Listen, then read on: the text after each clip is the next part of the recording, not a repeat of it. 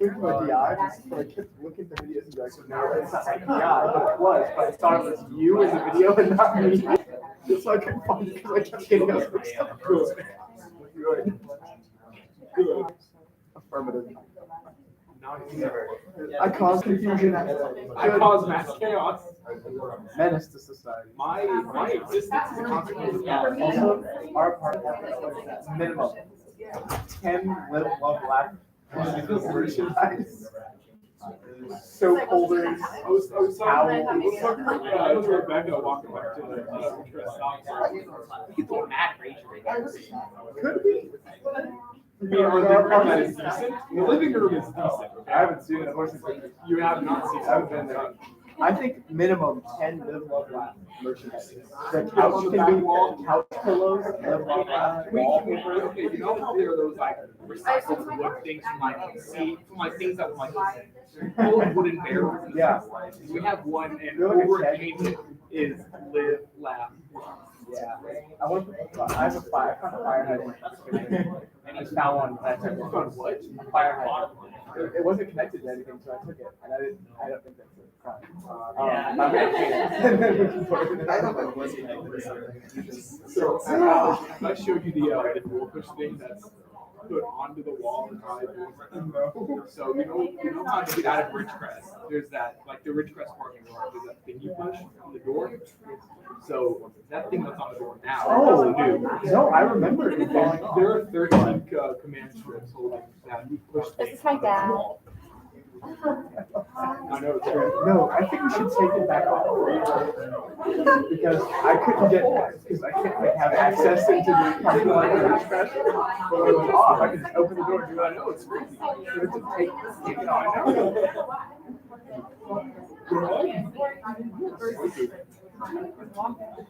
I'm gonna take a brisk walk around campus. I'll be right back. You go, bro. Thank you.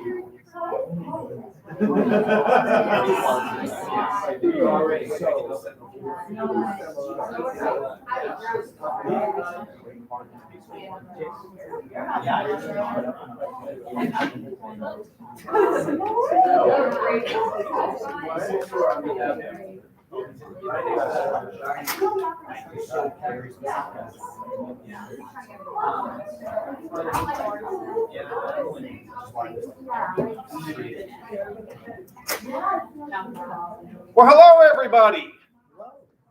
Thank you all so very much for being here this evening. And for those of you that are YouTubing in as well, I tried to sound as old as possible while saying that. And I'd also like to welcome multiple generations of AFC alumni here this evening. Not only do we have recent graduate Emma Capinelli, we also have Dr. Adam Brooks and my wonderful wife, Jen.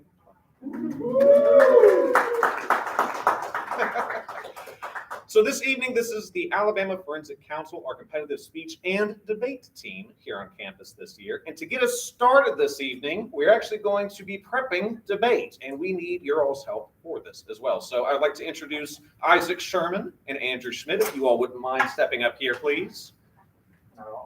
Good. Good. So initially in IPD debate, there are 5 resolutions which the competitors take turns striking until we decide on one. We thought it would be fun if we gave y'all some input on this today. So what we have done is we've each struck one of these resolutions, and then we have 3 which we will give y'all the chance to pick out of the one that we will debate. Does that make sense? I know that wasn't great grammar, but the resolutions that we have are: should China deepen their cooperation with Russia? Neutral men or women? Neutral people are the devil's allies, and the United States federal government should pursue a universal basic income instead of a minimum wage. Mind reading those one more time? Of course. So, should China deepen their cooperation with Russia? Neutral people are the devil's allies. And the United States federal government should pursue a universal basic income instead of a minimum wage. Fantastic. So we'll vote on the first one. How many of you would like to hear? Read it one more time. Should China deepen their cooperation with Russia? So if you want to hear them debate this topic, please raise your hands. Boom, boom, boom. All right, we got 3 there. Now, resolution number 2. Neutral people are the devil's allies. 1, 2, 3, 4, 5, 6. Okay. Now it's going to be between 2 and 3. What's our third one? The United States federal government should pursue a universal basic income instead of a minimum wage.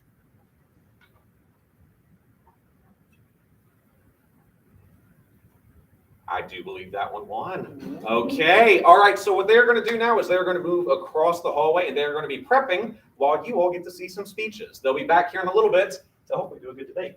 So I will get them set up and I will introduce our next speaker.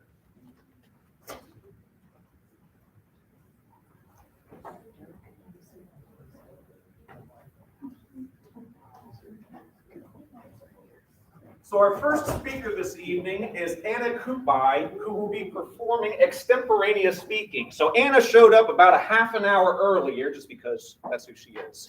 But also she had no idea what she was going to be talking about before she walked into this room tonight. So half an hour ago, she received a prompt, used that 30 minutes to prepare a 7-minute speech, which now she's going to do a good job delivering for us all. So please welcome Anna Kupai.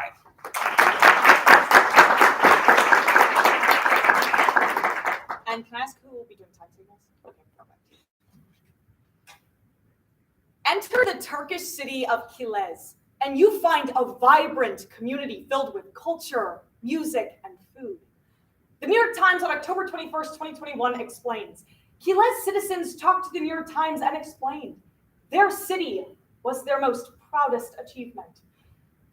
But 10 years ago, Kilis was a dead city. The New York Times explains 20,000 Syrian refugees emigrated to the city, resulting in an entirely new community. Kilis is one of thousands of Turkish cities positively impacted by the influx of refugees. As the New York Times on March 2nd, 2022 explains, 6 million Syrian refugees now live in the country of Turkey. And Turkey is no stranger to accepting or promoting its acceptance of refugees. As Al Jazeera on March 23rd explains, 60,000 Ukrainian refugees have recently entered the country.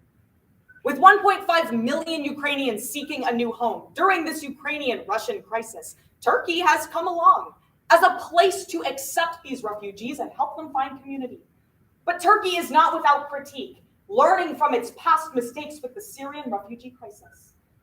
Considering Turkey is a country inherently built by refugees, it's important that we ask, how can Turkey best support Ukrainian and Syrian refugees? And the answer is that they need to strengthen existing norms. First, they need to increase government transparency. Next, they need to promote culture building. And finally, they need to emphasize their role with other countries. At the beginning of the Syrian refugee crisis, Turkey was a little hesitant to allow citizens into its borders. But years after the crisis started, we see a vibrant community. The first way that Turkey can help both groups of refugees is by increasing government transparency. The Middle East Eye on March 17th explains, at the beginning of the Syrian refugee crisis, Turkey was not so great at telling its citizens what exactly would be going on. Things like allowing Turkish citizens to know what the crisis was about, know their country wouldn't be impacted, but also letting Syrian refugees know they would have things like, rights and economic opportunity. But once Turkey came around a few years later, they were quickly able to build this type of transparency. With the Ukrainian crisis, that wait cannot happen. The first thing that Turkey can do to strengthen its support of these refugees is increase this transparency early on. And the aforementioned Al Jazeera explains they're already doing this, not only by talking to Ukrainian refugees and helping them find a home, but by explaining to Turkish citizens exactly how they'll be impacted and how their country will relatively remain the same. The first way that Turkey can help these refugees is by increasing government transparency. communicating with citizens and refugees alike to form mutual trust. In a refugee crisis, political and economic rights are important, but above all else, cultural integrity remains a top priority. The second thing that Turkey can do in order to help both groups of refugees is promote culture building. The Guardian on March 21st explains, at the beginning of the Syrian refugee crisis, Turkey quickly saw Syrian communities growing all across its country. But it took around 2 years for Turkey to actually start embracing these communities. Instead of wanting Syrians to assimilate into Turkish culture, they finally let them experience their own culture. Again, when it's coming to Ukrainian refugees this time around, Turkey needs to focus more on culture building, not assimilation. And it seems as if they're already doing this, as the aforementioned Al Jazeera reminds. Ukrainian communities are already popping up all across the country, with Turkish citizens willing and able to embrace their culture. The second way that Turkey can adequately care for these refugees is simple. Promoting integrity within culture can help refugees actually have support.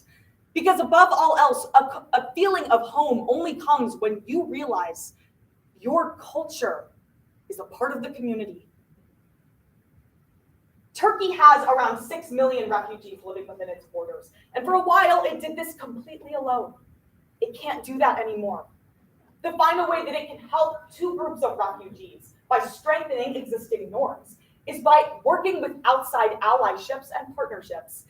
The aforementioned Al Jazeera explains, recently, Turkey has actually used the Ukrainian crisis to work one-on-one with countries it hated in the past. Countries like Greece and Turkey have had historic agreement talks, resolving decades worth of conflict.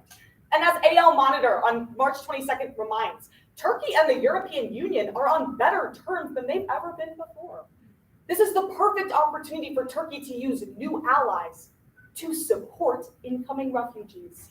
And the Middle East Eye on March 22nd explains exactly how they're doing this. Several countries, like Greece, have already donated money to help Turkey accommodate its refugees. And it's currently working with the European Union in order to find a solution to permanent homes for Ukrainian citizens. The final way that Turkey can best support Ukrainian and Syrian refugees is simple. Turkey can no longer rely on its own infrastructure, government, and politics to support a group of almost 6 million people. It has to start forming relationships, resolving conflicts, and building new partnerships in order to get the funds and support they desperately need. And so, because I'm actually a Turkish citizen myself, I think it's really important that we answer today's question. How can Turkey best support Ukrainian and Syrian refugees? And the answer is that they need to strengthen existing norms. First, by increasing government transparency. Second, promoting cultural communities. And finally, working with allies for the first time in a long time. When I visited Turkey in 2016, I was able to firsthand see the Syrian refugee communities that were thriving. And it's through this thriving nature that Turkey embraces that they will finally be able to afford a new life for the 60,000 Ukrainian refugees coming into their borders.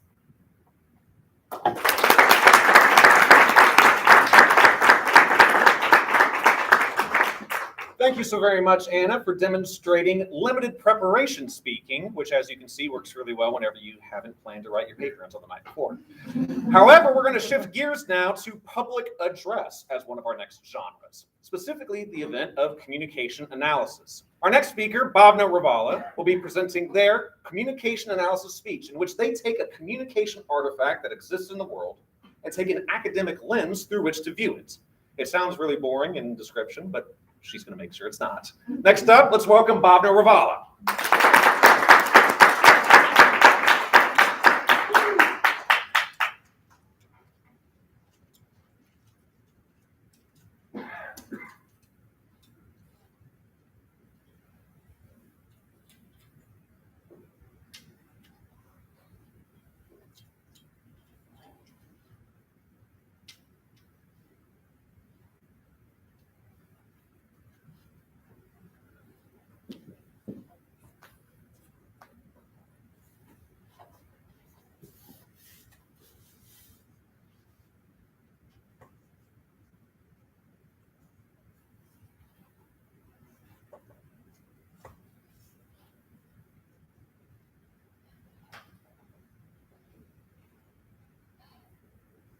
In the city of Montgomery, Alabama, nestled in the shadow of the Alabama state capitol, stands a statue of Dr. J. Marion Sims.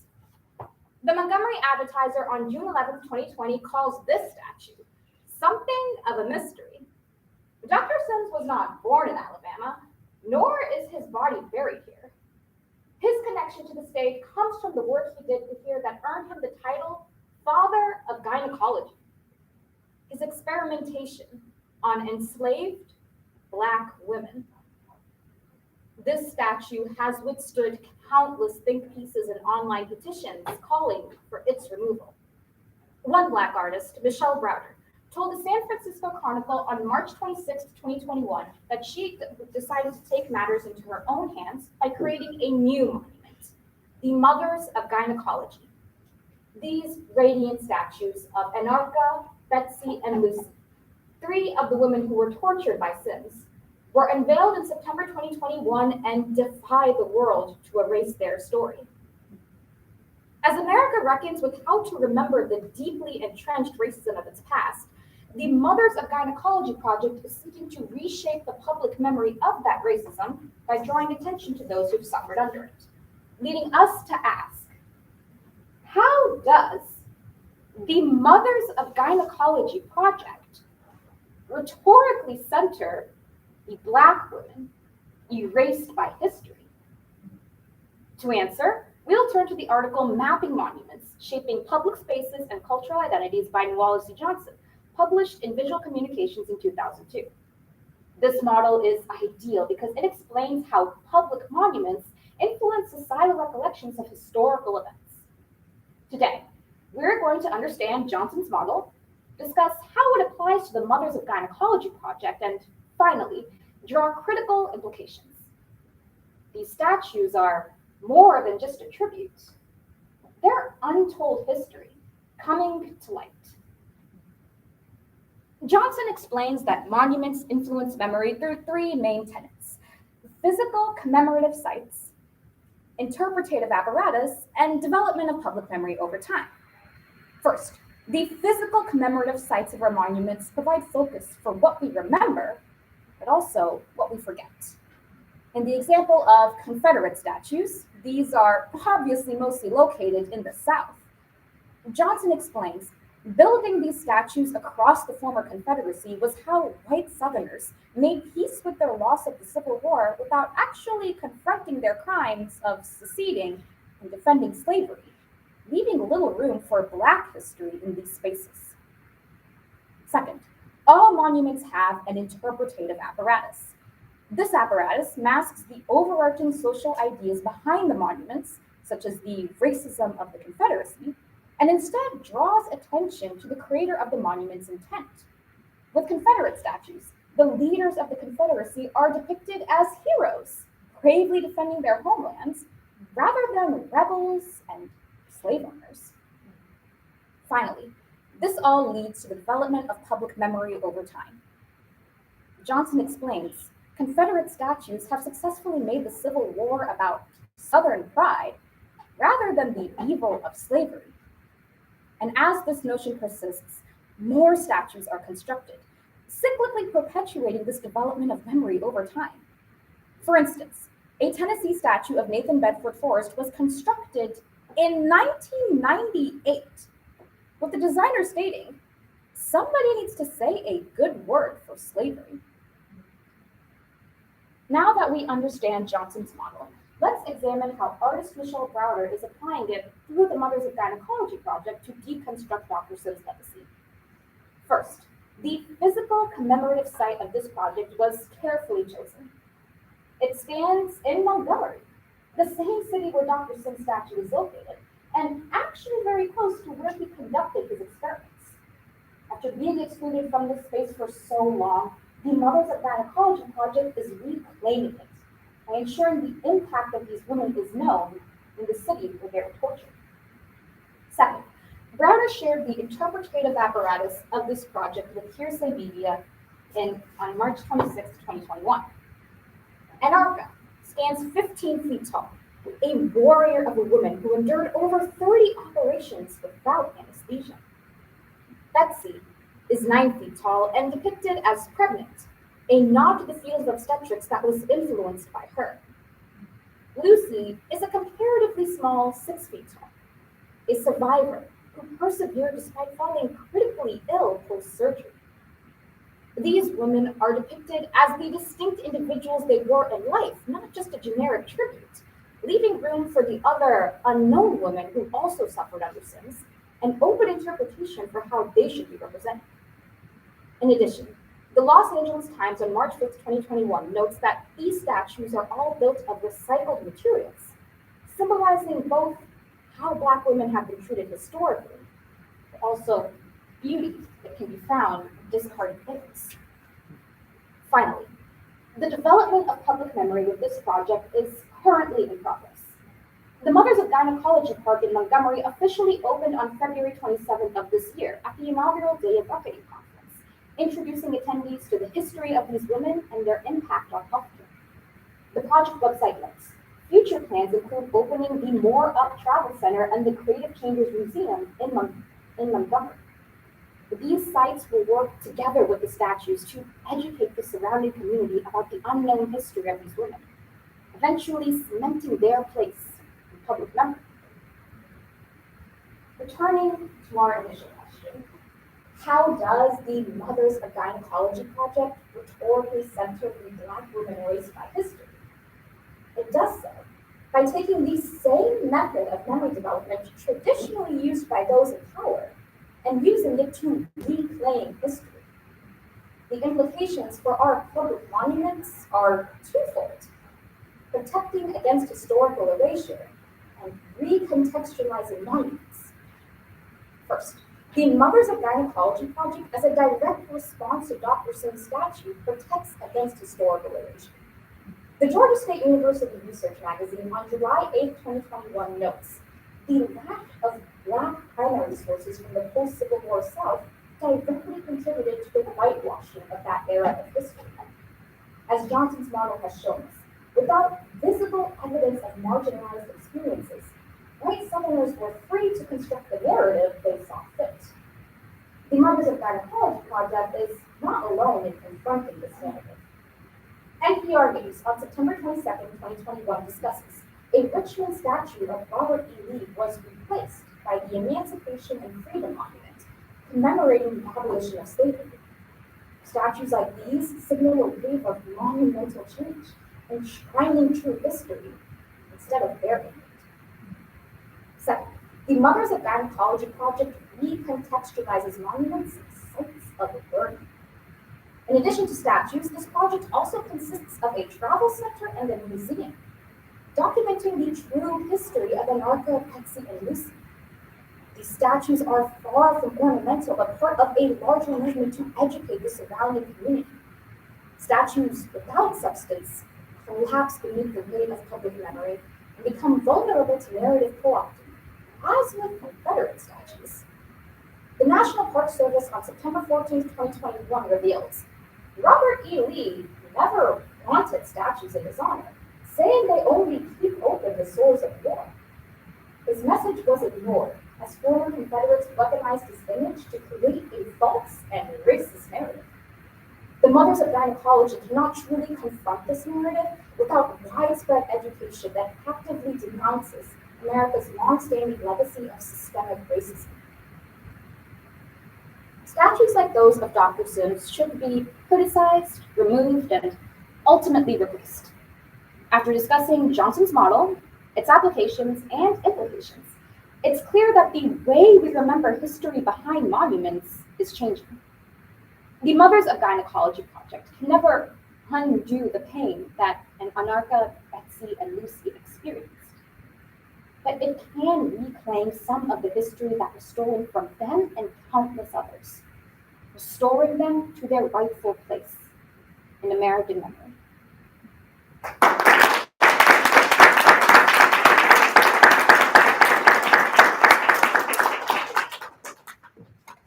Thank you so very much, Bob. Yes, feel free to come on in.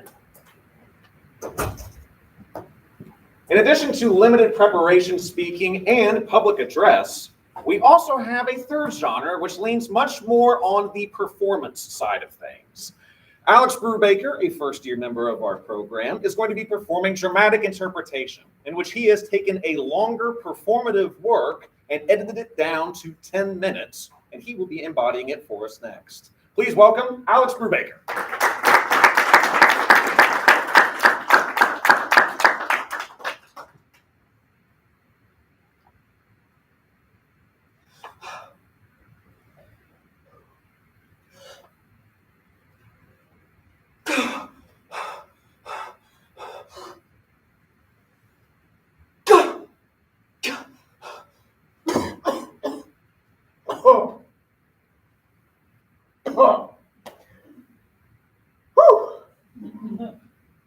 Fuck. Well, that felt like shit. I remember that feeling easier. Usually that one's the one that feels bad, and then I get scared, and then it's okay. David Hoff squats 1,140 pounds. David Hoff squats 1,140 pounds.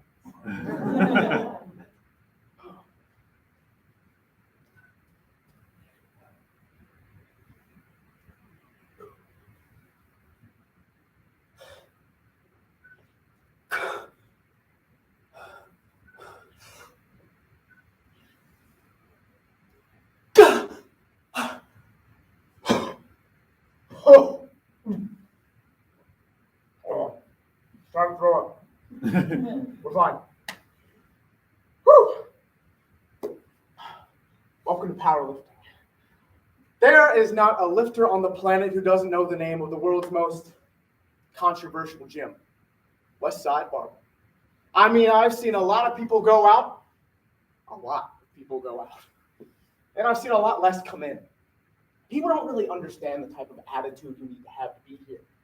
I mean, West Side is Everest. It will rise you to the top and then break you. But what people don't understand is that a lot of the time it feels like it's West Side versus the world.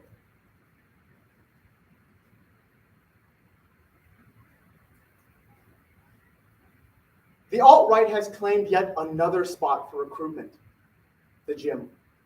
The Society for Cultural Anthropology on April 15, 2021 explains that groups like Barbell Strength Tribe relentlessly compare fascist politics and the body together by relentlessly linking human strength to human worth, already underlining what is all too present at the gym: toxic masculinity and male supremacy.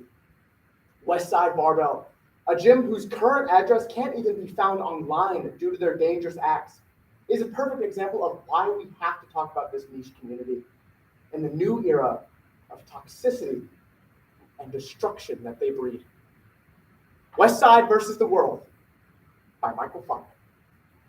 I'm trying to think of the best way to describe this gym. A journey to hell. I mean, you can't really have this gym without its founder, Louis Simmons. Oh God, now I have to describe Louis. Louis is a fucking dinosaur. He's like Yoda. He's starting to look like him too. The guy is 1,000,000 years old. You see, Louis understood that the Soviet Union had the power and the technology that lifting needed. So he sent away for Soviet textbooks. The Soviets broke down strength into different kinds of strength. But the ultimate form of strength is absolute strength. Not everybody agreed with Louis' ideas at first. When I first came to West Side in the early 90s, I forgot to get the address to the gym. So I called around, and the first two guys said, yeah, hell no, we're not telling you. But the last guy says, yeah, I know where it is, but you can't tell anyone I told you. I don't want to be responsible for what happens. When I first came to West Side, I had $400 in my pocket.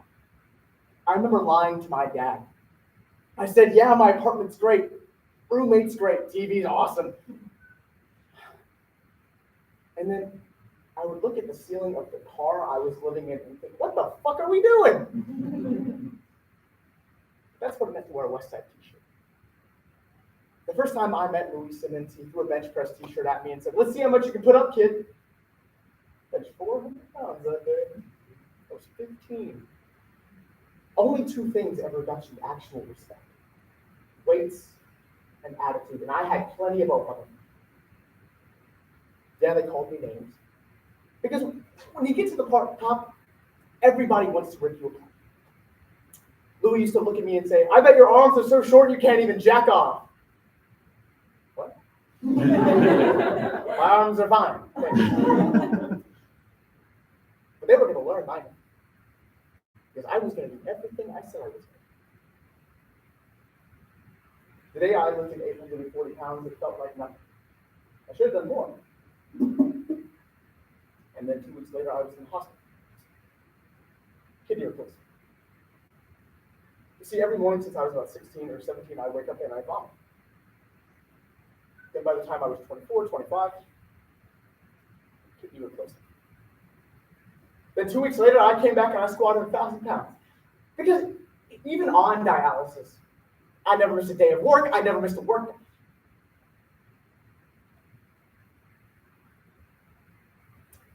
I was going to do everything I said I would.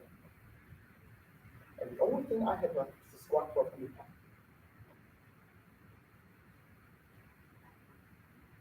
By this time in my life, I weighed 360 pounds. I had severe sleep apnea. I would wake up choking on my own tongue. I just thought I'd die in my sleep. I knew I was pushing shit to the extreme, but I couldn't stop. So, on March 3rd, 2003, I stepped up.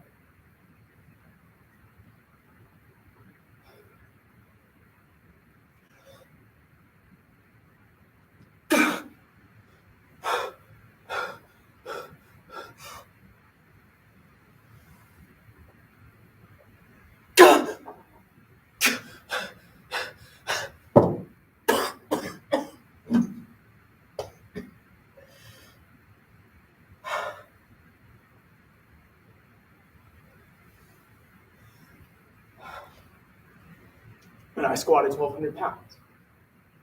The next morning, I was at breakfast with Louis, and he says, "Oh, if you only bulk up to 380 pounds, I think you could be an all-time world record holder." That's when I knew. That's when I knew he was fucking insane, because I couldn't do it up here anymore. I couldn't miss another one of my kids' swim meets. Because they swam on Wednesdays. And Wednesday was bench day, so I was here. We are fucking thoroughbred horses. If I got shot, you take me out back and you put me down, because if I can't lift, I can't live. If there was ever a way I could trade years on my life for another pound on my lift, I would take it. Because that's what we did. I'm going to do another meet. Will it kill me? I'm not sure. And I know that if I had just done 1,300 pounds that day, I could walk away. And I knew it was there. But I didn't. So I can't.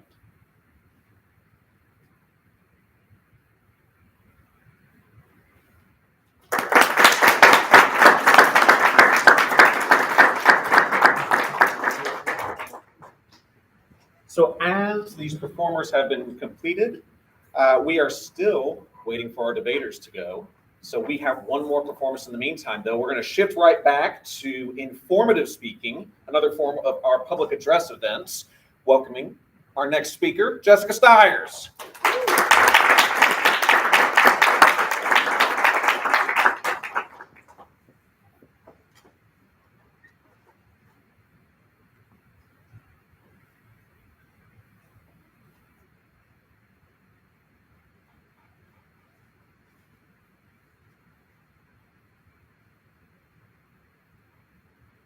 After a long year of playing basketball without fans, friends, or family, the Miami Heat were desperate to find a new strategy. At the beginning of the season, Forbes of February 8, 2021 explains the Heat's new COVID protocol. Dogs. Similar to the drug detection dogs we all know and love, these canine biodetection dogs are being used to sniff out COVID-positive people. And they aren't just being used in basketball stadiums. According to Malcolm Gladwell's August 2021 Revisionist History podcast, these dogs are being used in airports, NASCAR stadiums, and hospitals alike. But a dog's ability to sniff out the unknown isn't surprising, since Nature 2020 tells us that dogs have over 300 million scent receptors in their noses, compared to a human's 5 million. Vice of March 12, 2021 explains that these dogs are working at a 99% accuracy rate, while the Department of Health and Social Care in 2022 explains the average COVID tests are inaccurate 50% of the time. Considering we are living in the widespread, poorly handled coronavirus pandemic, what's stopping us from using a dog's unique capabilities to sniff it out? Let's first discuss the science's history and processes, then some current detection trials, before finally exploring some implications. Because Fort Detrick scientist Dr. Snyder said, the Army invested $19 billion into biodetection, but none of their machines could beat the dogs. Dr. Snyder continued to tell Vice of March 2021, this isn't just everybody with a chihuahua putting up a sign saying, we detect COVID. There has to be more regulations than that. Let's first discuss the science's history, and then the process of becoming a canine detection dog. First, history. Dogs are literally doctors. No, really. They've been used to detect cancer for over a decade now. Live Science tells us about the first recognized research all the way back in 2006, when 2 dogs were used to detect melanoma. Eventually, the National Library of Medicine published definitive evidence in 2015, proving that dogs can detect a variety of illnesses by their volatile organic compounds, or VOCs, which are too small for detection by the human nose. And my ecology textbook told me just last semester that evolutionarily, humans sacrificed better noses for better eyesight. Dogs, however, did the opposite. Now, there are countless research labs and detection dogs for hire around the world. Now, you may be wondering, how can dogs tell the difference between cancer and a milk bug? Well, clearly, one tastes bad. The aforementioned Dr. Snyder said that the first step is isolating the genomic complexes found in cancer, viruses, and other VOCs, to then send out to training facilities. The American Kennel Club of 2020 furthers that these dogs normally take 8 to 9 weeks for training, but can take up to 8 months of identifying VOCs by smelling breath, saliva, sweat, urine, feces, and plasma of both positive and negative patients. Once these dogs have correctly identified over 300 unique scents, they're then tested for their accuracy and put to work in the field. Dr. Ajala of Johns Hopkins University reminds in January 2021, it's important for us to understand that diseases themselves don't have a scent. However, when our body is fighting off an illness, our metabolic processes change, which produce a different and unique scent for each disease. The aforementioned Vice continues. All dogs possess this ability, but some people-pleasing breeds, like German Shepherds, Labradors, and Border Collies, are inherently successful in trials. Pugs, on the other hand, couldn't care less. Let's discuss some current detection trials through both general illness and COVID-19. First, the Global Animal Research of July 13th, 2021 explains that dogs have already been proven to detect melanoma, breast cancer, malaria, and many more. Take Florin, a 4-year-old golden retriever. According to the scientist of February 18th, 2021, this is the process by which Florin detects prostate cancer in patients with a 75% accuracy rate. Each vial is filled with a small amount of urine from either a positive or a negative patient. Watch as she sniffs the first surface and then quickly moves along. That was a negative patient. On the next vial, though, you see her spend a little bit more time sniffing. Stop, look at her handler, and stand by the sample. Because she correctly identified that as a positive sample, she was rewarded with a treat. Good girl, Lauren! The National Cancer Institute explains that while dogs may not have a 100% accuracy rate, neither does modern medicine. These dogs are acting at a 75 to 99% accuracy rate, while prostate cancer is misdiagnosed 50% of the time in clinical settings. The difference in effectiveness is clear. Next, this year, dogs are being able to sniff out COVID-19. Helpline of May 12, 2021 reminds that the current COVID tests show inaccurate results 50% of the time.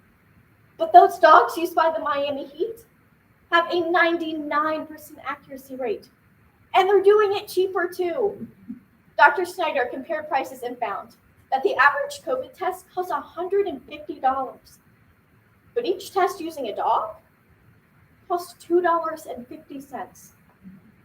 Using dogs to detect COVID seems like the obvious answer for crowded events, especially with researchers predicting that 2 dogs can screen 600 people per hour. A doctor commenting for CNN on January of 2021 said, even though dogs are showing a high accuracy rate, our first suggestion upon positive indication would be to go get a medical test as well.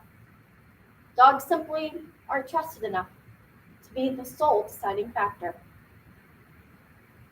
ABC News of December 12, 2021 takes Lucy, a 7-year-old spaniel lab mix who's been detecting cancer for 7 years with an astounding 95% accuracy rate. And that is why dogs are a man's best friend. Let's discuss some implications of making canine biodetection the norm and why we haven't implemented it already. First, if canine detection dogs become the status quo in the medical field, we could make widespread change across several areas almost immediately. One area is shelters. According to the ASPCA's 2021 survey, 3.3 million dogs enter shelters each year. Of those, half are euthanized. But they don't have to be, especially because Vox of December 21st, 2021 predicts that the US will need 3 to 5 million COVID tests a day. If we can start using dogs to detect COVID, homeless animals would no longer be considered useless, but in fact, could be a step in the right direction towards solving our animal overpopulation crisis while helping to decrease COVID infection rates. But even past COVID, imagine dogs in cancer wards, emergency clinics, and nursing home entrances. They can even take the place of invasive procedures, like a prostate exam, colonoscopy, or having that 4-foot Q-tip rammed up your nose. This untapped resource could be the gateway to the future of humans and animals living together. Next, the only thing holding us back from widespread change, as Malcolm Gladwell notes, is our own human pride. Because we can't smell a diagnosis, it's hard for us to trust that a dog can. But our lack of trust is unsurprising, especially in the West. The New Yorker of February 23rd, 2021 explains that the way we treat animals, for example, in our food chain, connects perfectly with the Western ideologies of annihilation, colonialism, and environmental destruction. Our dehumanization of animals causes us to see them as inadequate to us. Even upon asking my own veterinarian, he said, sounds a little silly, don't you think? But we trust seeing eye dogs to lead the blind, mountain dogs to rescue hikers, and water dogs to save drowning children. So why not now? Today, we learned that dogs are so much more than a cuddly companion. We've seen how they are proven and trained to detect illnesses, including COVID. While the future of canine biodetection is undetermined, one thing's for sure: the manpower, or dog power, is at our fingertips, ready to feel wanted.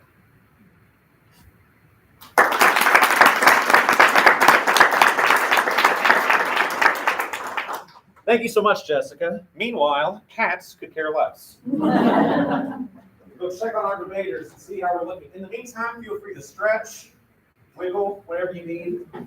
Our debaters, Jessica, come on in. Come on in.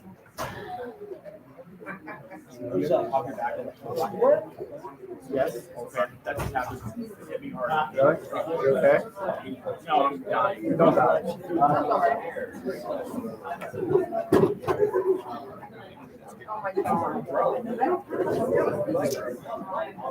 We'll go quick ask Alex.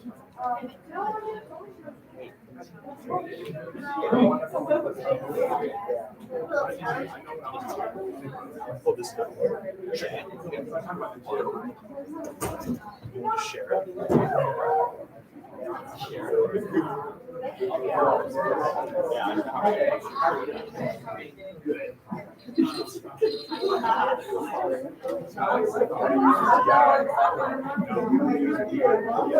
So whenever I say we're maybe we'll skip lunch, and you're just going to swing it. So there's stuff. Yeah, you just skip all.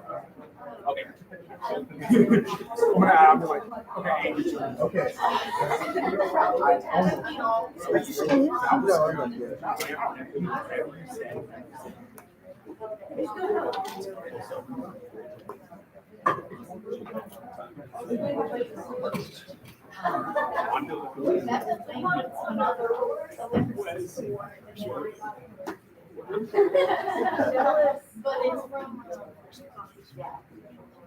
All righty. Well, thank you all so very much for your patience. Hope you got a good stretch in there. And now, one of the reasons that we wanted to highlight these two debaters is that a few tournaments ago, they actually closed out the final round, and so they didn't get an opportunity to debate each other.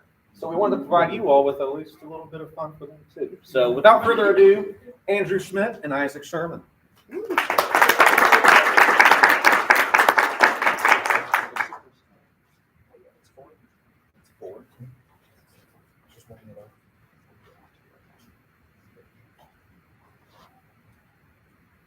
Awesome. So I want to start by thanking everyone for being here. A little bit of an off-time roadmap.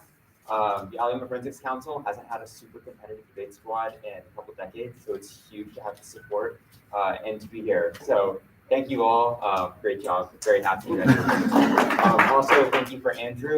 He's looking especially spiffy in his cute suit, so I'm excited to have a nice little competitive round with him.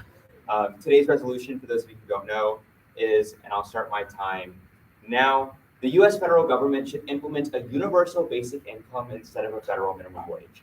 I'm standing on the affirmation of today's resolution. This is a policy round, which means we have to evaluate it with cost-benefit analysis. We have to take all of the costs and compare it against all of the benefits. We're going to go start with a couple of definitions. Universal basic income, I'm going to accept Stanford's definition, which is a universal basic income or a payout to all American constituents of $12,000 a year, $1,000 a month, direct deposit into accounts or cash for those who don't have accounts. It's financed with a wealth tax or wealth tax or a carbon tax. I'll explain why that's really important later. This is in contrast to the federal minimum wage, which is a set wage paid by private or public employers to their employees. I'm saying that the UBI is better in a cost-benefit analysis than the minimum wage. I say this for two reasons. First, because the universal basic income redistributes wealth from oppressors to the oppressed. The December 7th, 2021 CBS explains that 10% of Americans hold 70% of all the wealth, and that 2,750 people in the world control half of the world's wealth. It's clear that there's inequality. The September 14th census explains that there's currently 37.2 million Americans living in poverty, and with evictions rates skyrocketing because of skyrocketing food prices and inflation and an increase in childcare costs, the difference between the wealthy and the poor in America is getting worse. The September 21st, 2020 Relief Web explains that 1% of the US equates for 50% of the world's carbon emissions. They're literally profiting off of environmental extortion, and it's going straight into their pockets. UBI solves this though, which is my first impact, economic growth. Nonprofit Quarterly explains that if we implement a universal basic income, we'll see US economic growth by 12.56%. And the Roosevelt Institute in 2020 explains that it could have a $2.5 trillion boost to the US economy. The Diplomat furthers on November 9th of 2021, explaining the second main impact of this benefit, and that's that it empowers workers to leave abusive jobs by increasing their bargaining power and giving them psychological security.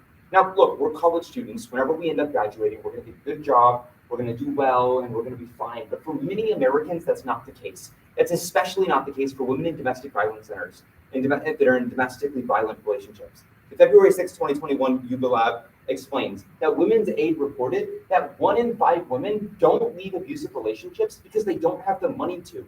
A universal basic income immediately solves that problem by giving them the money to leave that relationship and ensuring the stability.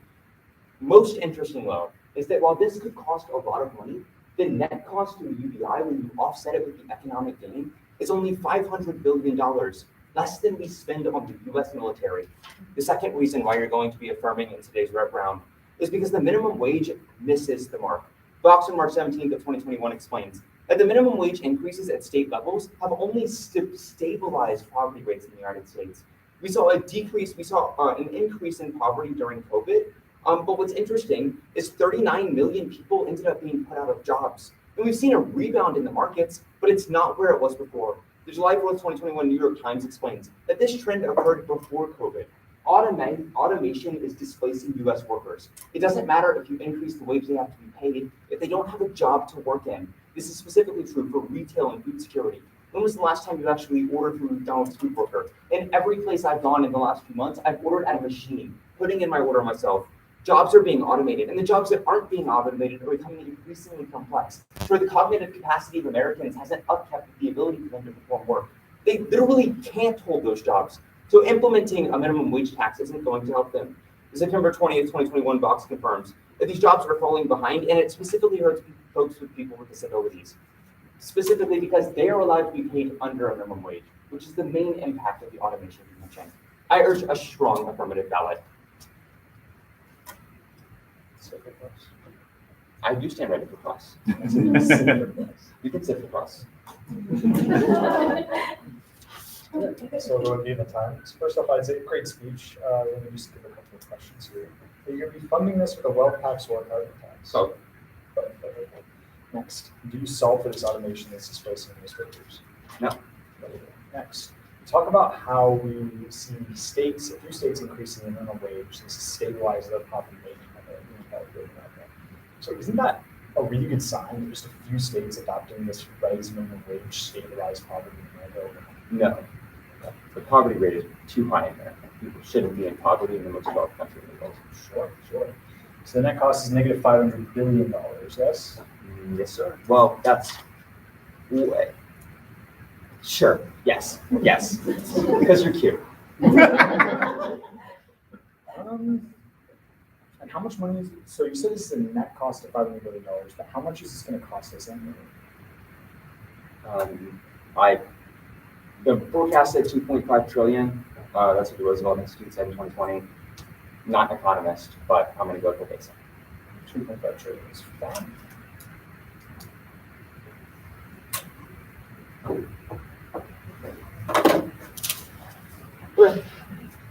Brief off time right now.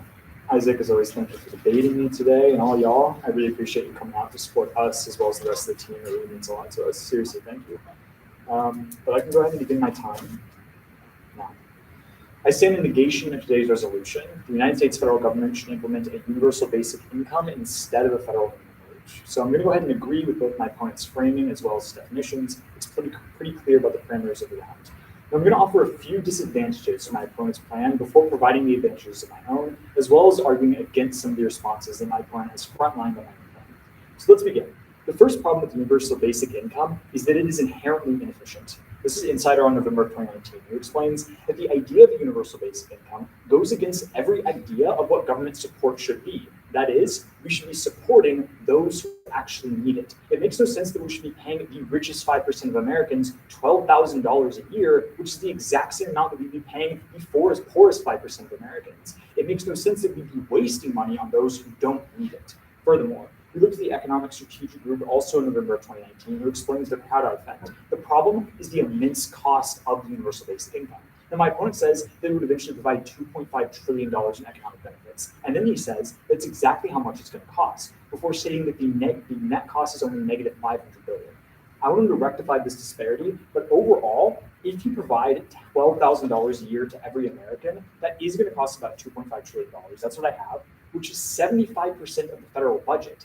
This institutes a crowd-out effect. It means that traditional benefits are going to stop being funded because of how much money we're spending on universal basic income. This is the major issue, because these other federal programs which actually do distribute money to people who are specifically in need are going to stop getting funded as much as they should be because we're distributing money to everyone. The next disadvantage is going to come from the problems that it's going to cause a significant amount of inflation in the United States economy. We begin with Forbes on March of 2020, who explains, March 20th, 2022, who explains that inflation is currently rising at levels that we haven't seen in the past 4 decades. In February, prices rose 7.9% year on year. We haven't seen that increase since 1982. Berkeley last year explains that income is earned when people sell their productive labor on the market. We're selling goods and services and getting paid for it. The issue is that when you increase income without a correlating increase in productivity, this is what causes massive levels of inflation. We saw this over the COVID pandemic. This was okay because what we were trying to do is stabilize the country during the pandemic. But to do this in perpetuity is going to exacerbate the effects of inflation that we are already seeing, which are immense. Overall, workers' wages, those that do exist, are going to be valued even lower than they are right now because when we spend $2.5 trillion annually pumping money into the United States economy, we're going to be driving prices even further than they are currently. Next, we're going to come to my plan, which is to pass the Raise the Wage Act, specifically raising the U.S. federal government's minimum wage to $15 an hour. I'm going to amend it slightly to be an immediate raise to $15 an hour. But we're going to keep the tie to inflation that is inherent in this bill. There are several advantages to this. The first is job growth.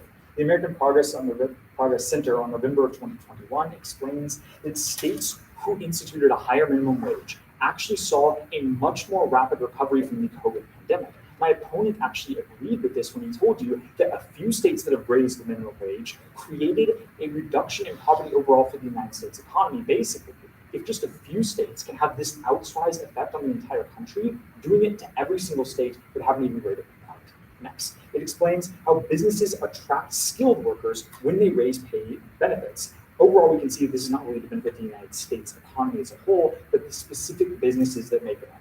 Next, return to Forbes in 2019, who explains that the best way for companies to profit is to reduce labor costs. As much as they can, they keep labor costs low. And the issue is that my opponent's plan doesn't solve for this. Labor costs are still going to be pushed down by businesses as much as possible. The minimum wage is necessary to make sure that people are getting paid correctly for the productive labor that they provide. Next, we're going to talk about the fact that my plan ties the minimum wage specifically to inflation. If we do this now, we're never going to have to do it again.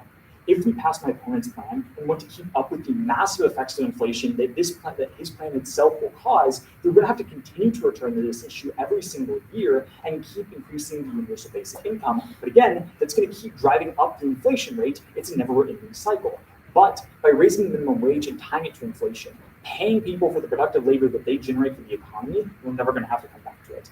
Next, the fact that my plan provides significant gains to those who specifically need it should be recognized. Specifically, this plan is going to provide direct benefits to the 33 million poorest Americans in low-wage jobs. We're not seeing this inefficient effect that my opponent's plan has, which is giving money to everyone. We're specifically giving benefits to the people who need it.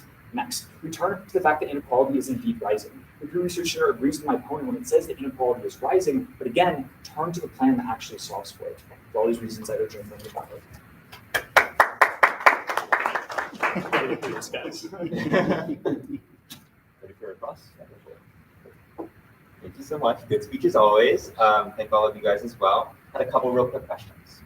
So your first question is, my first question for you is about this crowd-out effect of $500 billion being allocated elsewhere. Will this be offset by increases in revenue?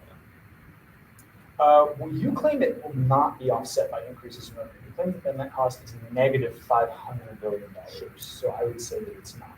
Sure, that's perfectly fine. My second question for you is about raising the wage and recovery after COVID. So this whole idea about how whenever you implement this policy, you take money and you give it to people who need it, and people who are What happens to a millionaire who loses $900,000 and then gets $12,000 back? Exactly that. Fantastic. Get that out of the way. And then when you talk about skilled workers, wouldn't you agree there's like differences in the labor market? Not everyone can perform skilled work. Sure. Joe, super productive. Thank you. Cool. It's a long time roadmap. I'm gonna go my case, his case. That's why I'm out of time for. This is 3 minutes. Sorry, we had to modify it. Yeah, we had to like restructure it. Typical IPA is a little bit longer. It's 4 minutes. It's 3 minutes. It's 3 minutes. Are you the affirmative or the negative? Permanent. Thank you. All right. My time begins now. Once again, thank everyone for being here. I really appreciate it. Just my opponent's arguments, extend my own, try to give you guys a little bit of an overview to clean up this kind of messy ground. So the first contention is that implementing universal basic income is really inefficient because we're giving money to people who don't need it. But I tell you that whenever we implement a wealth tax, we take hundreds of thousands of dollars. Actually, I take it back. We take billions of dollars away from billionaires in America, and then we give them a $12,000 stipend. They're losing. It isn't inefficient. Sure, it may be like logistically inefficient, but it's an automatic deposit into their checking account. We'll be fine. The second idea is about this crowd out effect.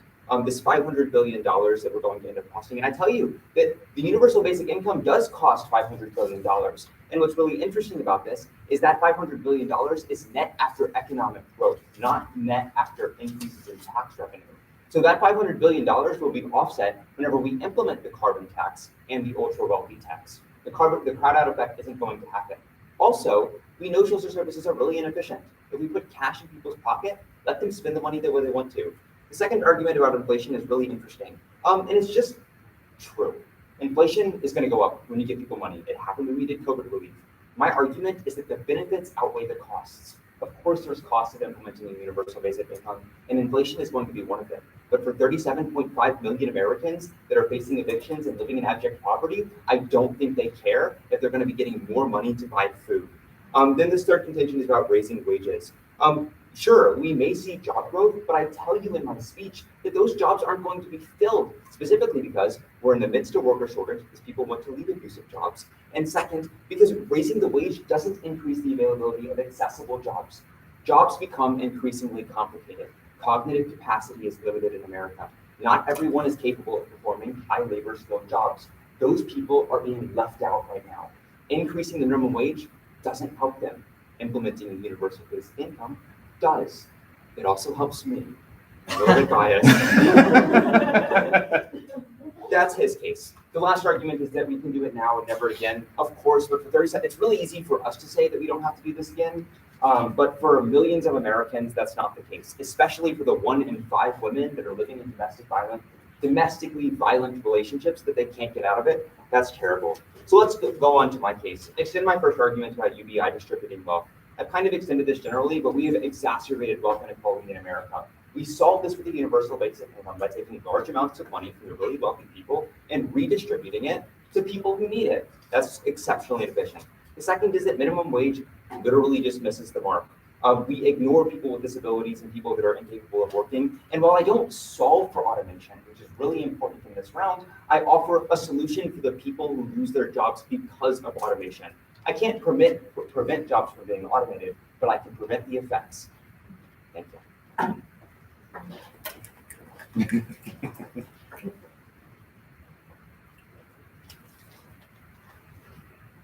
4 minutes on the clock. We're going to begin. Isaac, as always, great debate. And again, thank you all for listening to us ramble. So let's jump into this. My opponent gives you a few arguments here about why you should be voting for this side. You tax my flow in several places, the inefficiency, social services being inefficient, the inflation argument, as well as job growth. He then provides voters specifically in the form of automation, but he provides a solution to automation, specifically in the fact that they're paying people in their jobs for automating. There's a few key points here, and a few key reasons why you should be seeing a negative ballot and not an affirmative ballot. First, we're going to start with this automation argument. At the point where neither of us solve, why are you throwing it one way or the other? The other issue is that when you decrease individuals' value of their labor, it doesn't matter if their job is automated or not, they are going to lose out. So when my opponent exceeds the fact that when you implement universal basic income, inflation is going to skyrocket. Indeed, this inflation cycle becomes cyclical. This is why you're going to be voting for the negative side of today's round. This is the first voter, is inflation. When you increase inflation at drastic levels, as we've already seen, and when you start spending another $2.5 trillion annually on universal basic income, as my opponent has argued for, you're going to start seeing a death cycle of inflation. Because as prices continue to rise, we're going to have to increase the universal basic income, and this cycle will never end.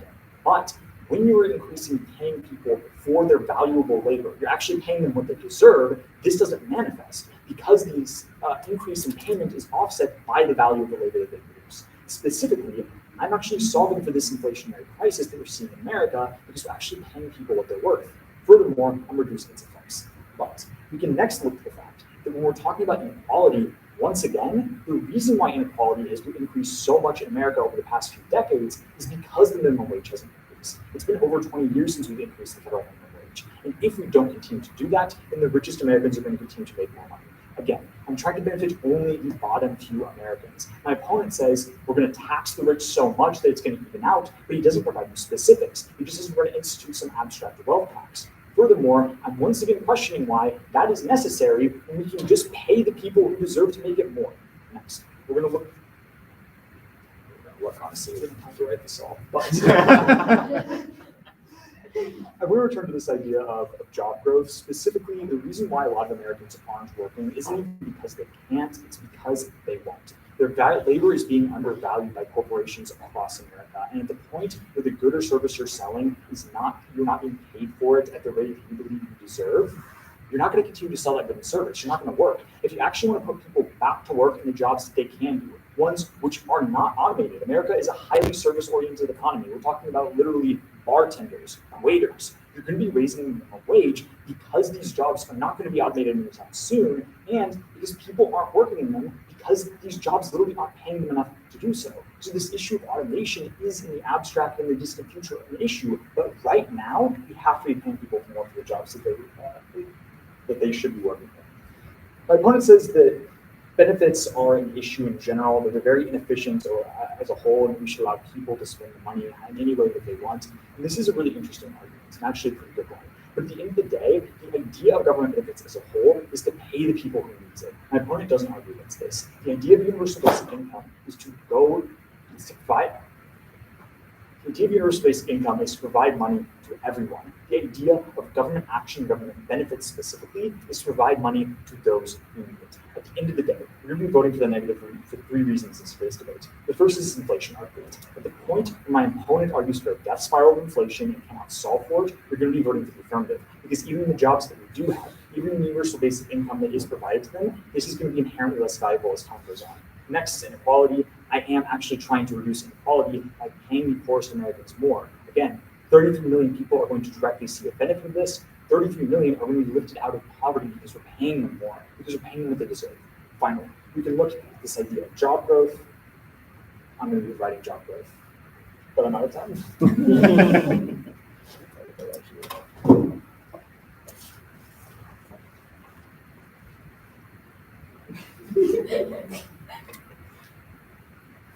Cool, the dog time roadmap. Gonna go 2 minutes. Cool. Gonna go his voters, my voters, with a short, sweet, simple, hopefully. My time starts now. Thank you. Thank you. I didn't forget. Everyone, thank you, Andrew. Thank all of you guys. You guys are fantastic. Super excited. It's been a really fun round. Really appreciate debating in front of an audience. Way better than looking into a screen. So we're going to respond to the voters real quick. He tells you to vote on inflation. Don't vote on inflation. I tell you why specifically not to. It doesn't matter. The value of the dollar increases as we have no way to gain dollars. If you don't have a job, if you're disabled, if you're in an abusive relationship, or you have a cognitive deficit of some functionality because of the way the U.S. economy is structured only to reward production and you're incapable of producing, you're not going to get any money. It doesn't matter if the value of the dollar is worth $1 will buy you one loaf of bread or $2 will buy you one loaf of bread if you have $0. That's why you're not going to be voting on inflation. There's this inequality argument. I tell you that minimum wage doesn't solve for inequality. The people that I'm talking about aren't people that are working minimum wage right now. It's people that don't have jobs because they can't have jobs because the system is literally structured to keep them unemployed. And then you're not going to be voting on job growth. What you are going to be voting on today is the alleviation of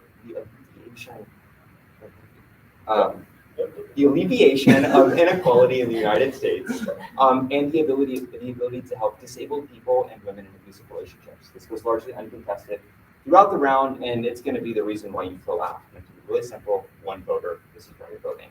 I tell you that UBI redistributes wealth from the oppressors to the oppressed. This is specifically because we tax wealthy people at a higher rate than we return to them.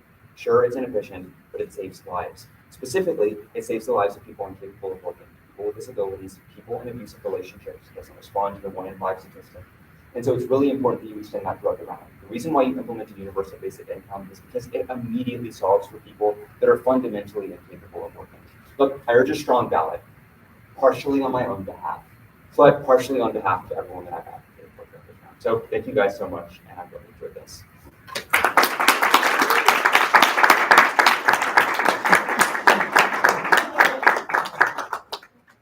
Thank you both so much for offering a truncated debate. So this would have been a much longer debate round, but to make sure that we were keeping this lean and mean and that you all weren't itching too much in your seats there, you all picked this resolution. And so now we're going to turn it around for you all to then pick the winner as well. So by round of applause, yeah, we got one here. Yeah. So would you prefer a round of applause or raised hands? All right, this is a round of applause. All right. As a reminder, affirmative, negative, round of applause for the affirmative.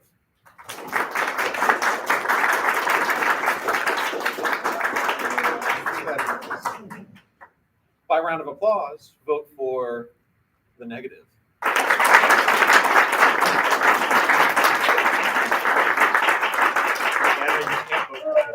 Yeah, voted twice.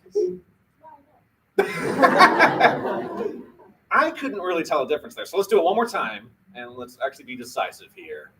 For the affirmative.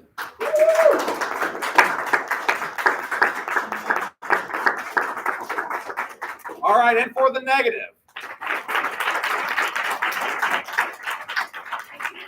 All right, my wife's clapping for the negative. That's going to outweigh here. We're going to say the negative one.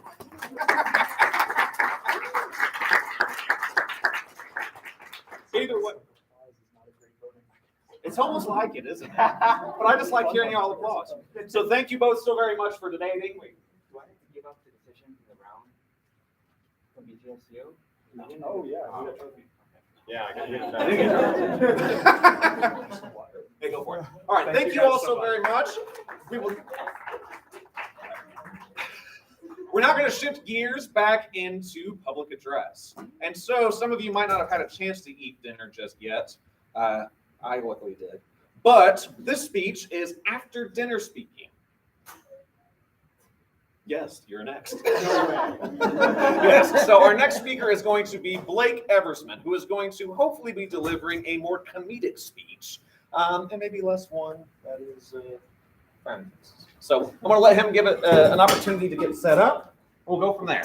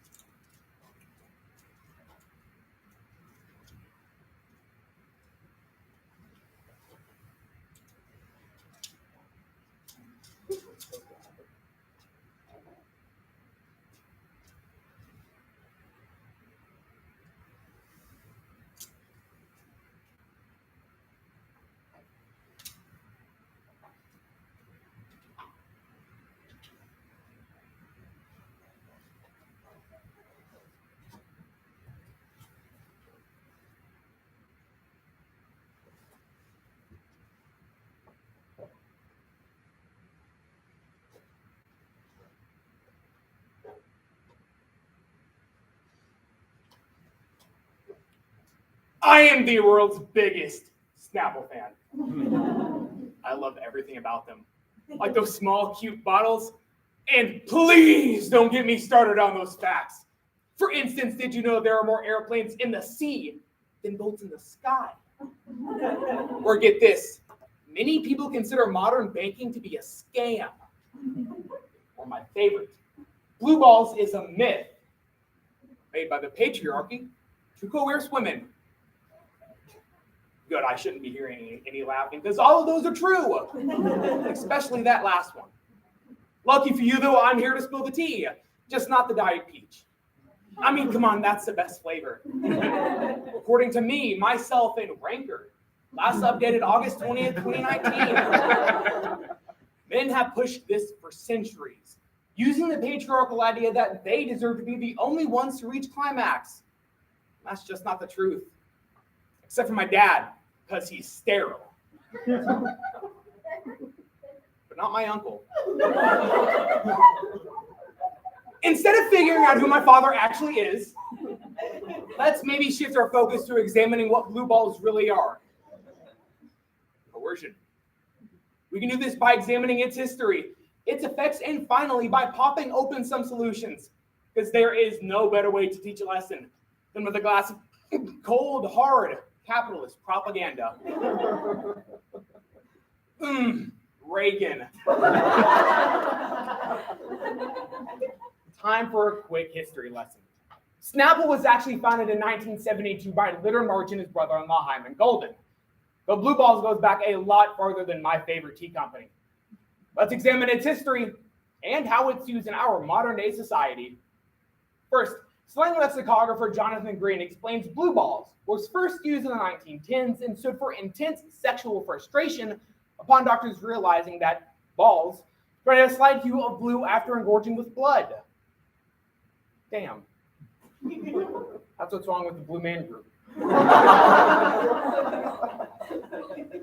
Green goes even further and reports in his book, Green's Dictionary of Slang, 500 Years of a Vulgar Tongue, that it wasn't until the 1920s that we saw a more modern use of the word, where it stood for a venereal bub, which sounds pretty fake to me, like Pope Francis.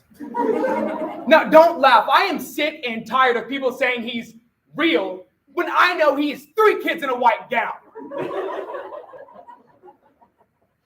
However, men's sexual frustration goes back even further than my distrust of the Catholic Church. The book Sex at Dawn explains that it was a shift from a polygamic society to a monogamous one that actually impacted our physiological and psychological behaviors. Secondly, why are we discussing its effects in our society? Because chances are you're probably using blue balls to make women feel bad that you got hard, which isn't the gaslighting we do around here. Gigi Engel, a certified sexologist, my new major, explains in a Men's Health article published in June of 2021 that blue balls, your pink pelvis, the cisgender female-bodied equivalent, has any effect on the body. She furthers this by stating the myth of Blue Cross Blue Shield can actually hurt women. Going even further, Jules Arthur Gravel, a sexual assault response and prevention specialist, explains on August 20th, 2019, that men use this as an excuse to make women feel obligated to perform sexual favors for them. This stigma is born out of the idea that men need to release their ejaculate when they could go to therapy and release their emotions. Everyone else. So you probably still don't believe that I'm the world's biggest Snapple fan.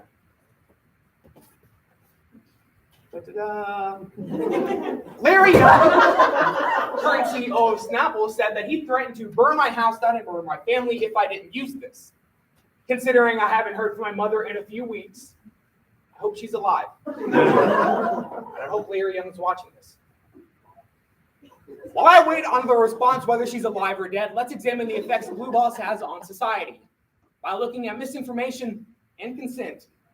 First, cooties may be fake, but blue balls are very real. Men's Health in August of 2020 characterizes epididymal hypertension as pain in the scrotum associated with prolonged sexual arousal, although discomfort is incredibly rare. Just like my mom saying she loves me. I promise she's just shy. That's a joke.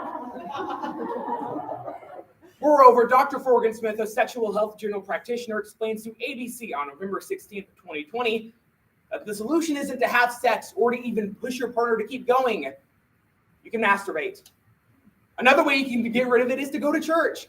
St. Augustine himself once said, sin is stored in the balls. And by going to church, you can empty that sin and experience something similar to Jesus' resurrection. Next, we really need to discuss the effects blue balls has on consent and how dangerous it really is. A woman explained to Triple J in October of 2020 that she said yes to every one of her boyfriend's sexual demands because she didn't want to be mean or to hurt him based on what she heard surrounding this disease through the internet. On Quora, a question was asked on if blue balls were real. A man by the name of David Topping, who's known for amazing questions such as, do women find Dwayne "The Rock" Johnson hot? Says yes, blue balls are real. A man getting an erection and his date saying no is not going to cut it. Don't feel bad for us. Just give us sex. It's answers like this that continue to damage the value consent holds in our society. Even as society doesn't do much to help those that are suffering. Not the men, but their partners, who are forced to undermine their own feelings of being uncomfortable for one night of lust. So while I'm pretty sure my parents are gone and my house is nothing but a little bouldering pile of ashes, I can be pretty sure that this speech is almost done. After all, we're basically at the solutions. All we have to do is examine the family-friendly ones and the solutions that you should not do out in public, or else you'll get your name put on a list. Not that I know anything about that. The first thing you can do is call out the men that are using this as an excuse. Trust me, there's nothing more embarrassing than being called out on something. I'm still not over the fact when my own mother called me out on Facebook for thinking the dress was blue instead of black. Last time I checked, she's the one who gave me the colorblind gene. If you really want to get rid of it, or you yourself are suffering from it, just go and work out. Healthline in August of 2021 reports that working out can actually help move blood away from the genitalia area and push it towards your major muscle groups. Make sure you get that pop!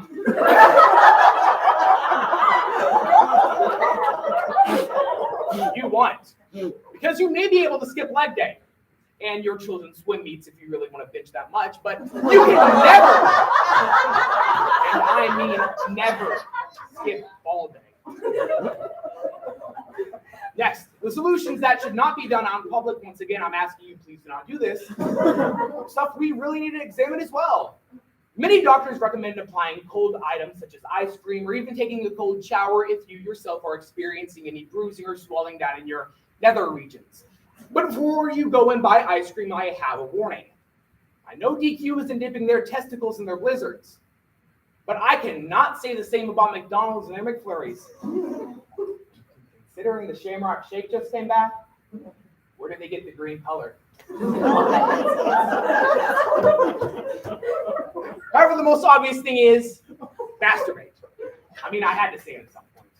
Men's Health reports the benefits of this horrendous act in June of 2019. It can help you sleep better, help you improve your mood, and even help you relax, which is all something we need to do, even just a little bit. So while I may not be the world's biggest Snapple fan, at least to you, I will always be the first one to speak up against blue balls. Today we examine its history, its effects, and finally some solutions. Because men desperately need to learn that no will always mean no.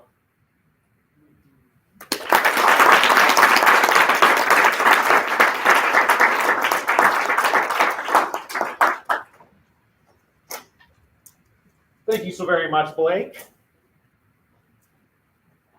Give him a second to get settled again. We will stick. Hello again.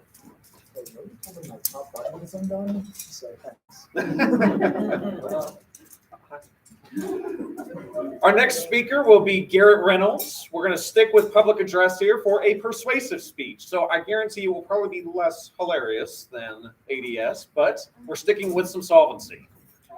Whenever you're ready, Garrett.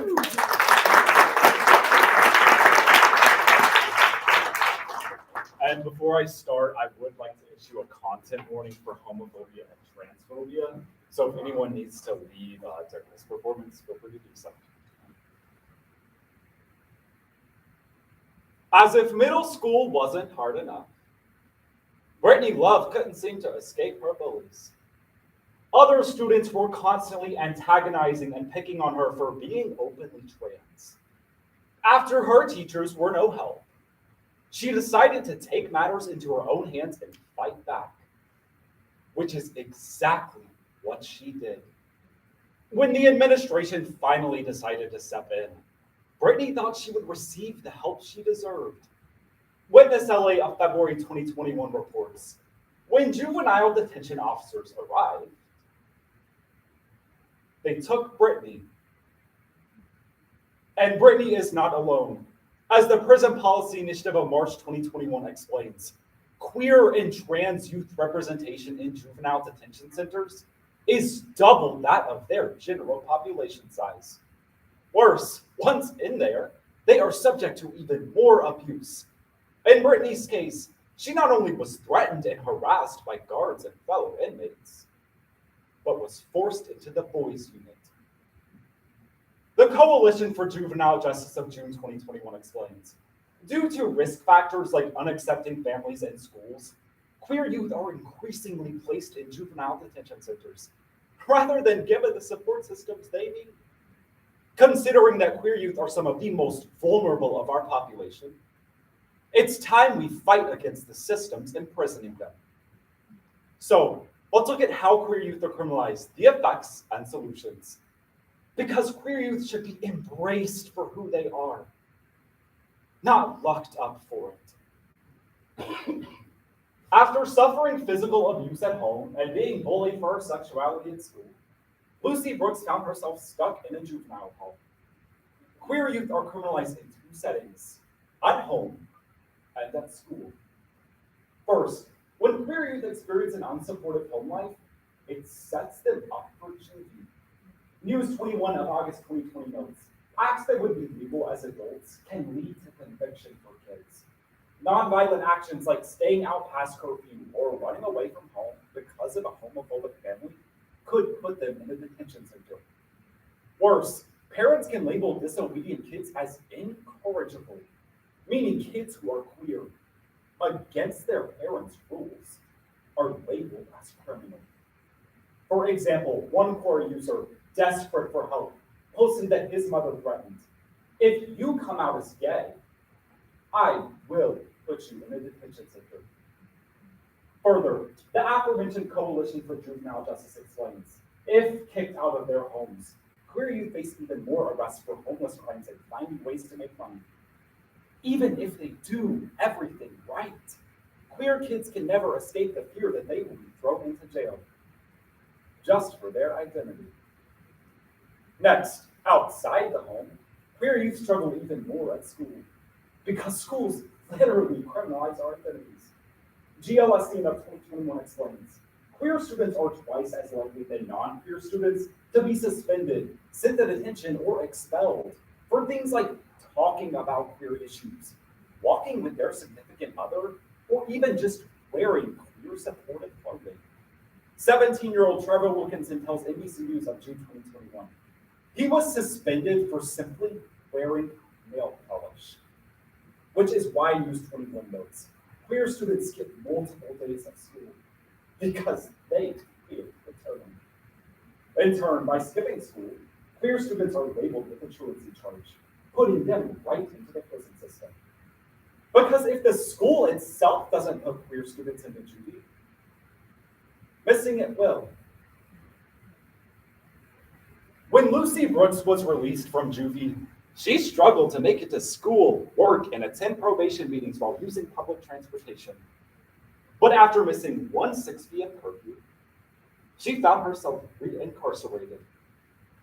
Queer youth face both a reoffending cycle and abuse in prisons. First, queer youth are pushed further into the criminal justice system. Witness LA of March 2021 reports, probation requirements are disproportionately harder for queer youth to meet. Specific risk factors like running away or missing one day of school are prohibited under these requirements.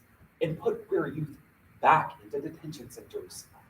Lambda Legal of April 2021 explains, these centers don't provide treatment that addresses these risk factors. So queer youth never receive proper rehabilitation that prevents reoffending.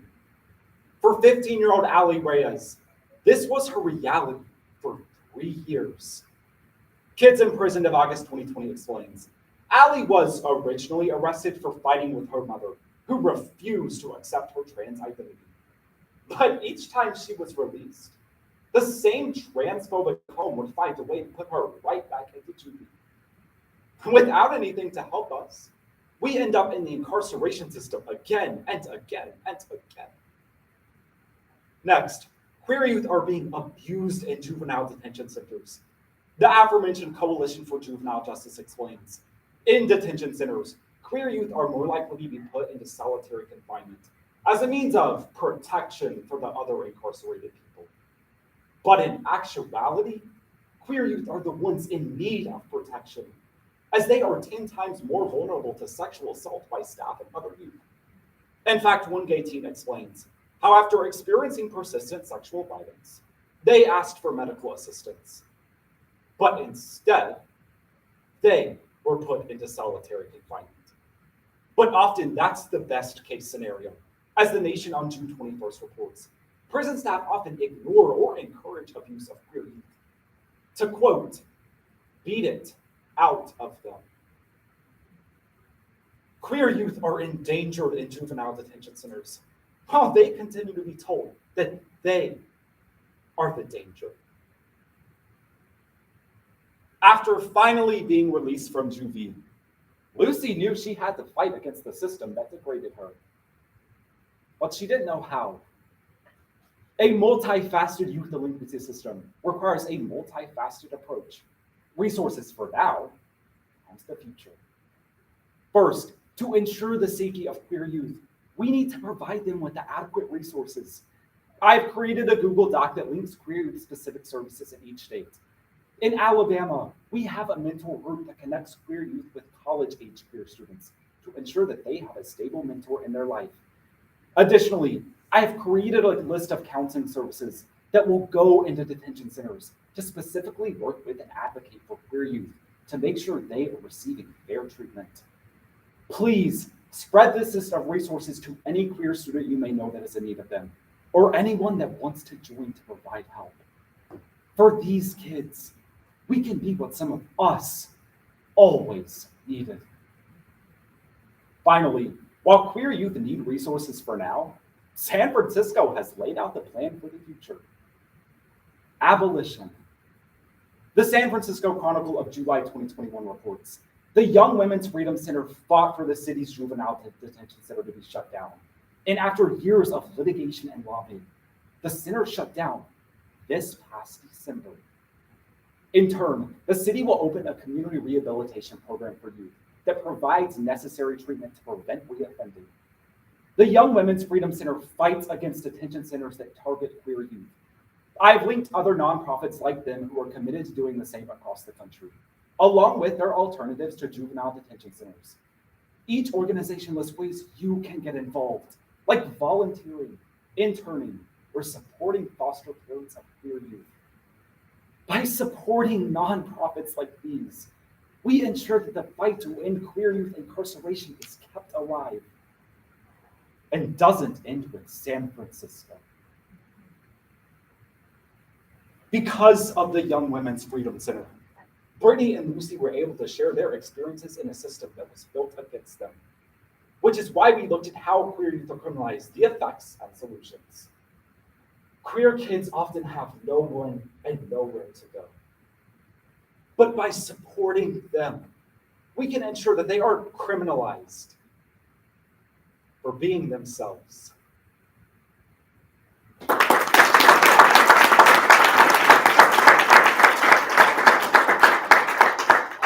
Thank you so very much, Garrett, for sharing that. And as we are heading into the final stretch here, we have 3 last speeches to share with you all. But after the event is over, I please recommend you all reach out to Garrett after the round to engage in his solvency and his resources. and I highly warn you from reaching out to Blake and engaging in his. So, next up, we will now shift back to interpretation of literature with Jaquaci Mentor sharing his prose interpretation.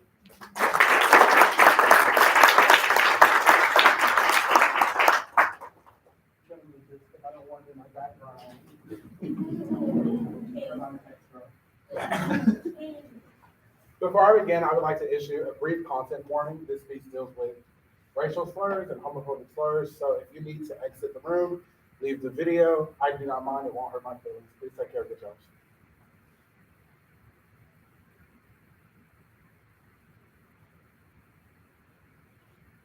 Ooh, his name is Bertrand.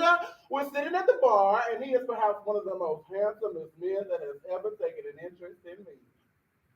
Girl, he is tall, and I detect a foreign accent. Ooh,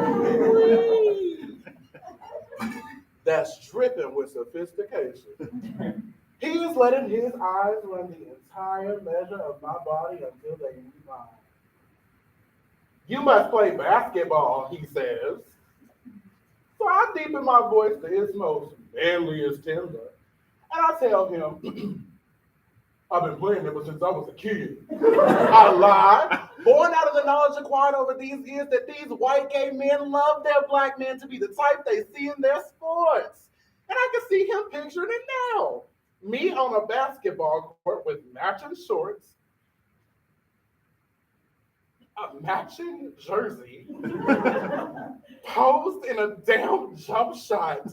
And when my drink arrives, shit, he's starting to mention specific basketball teams. Baby, I can't fake this knowledge. So I put my hand on his leg to distract.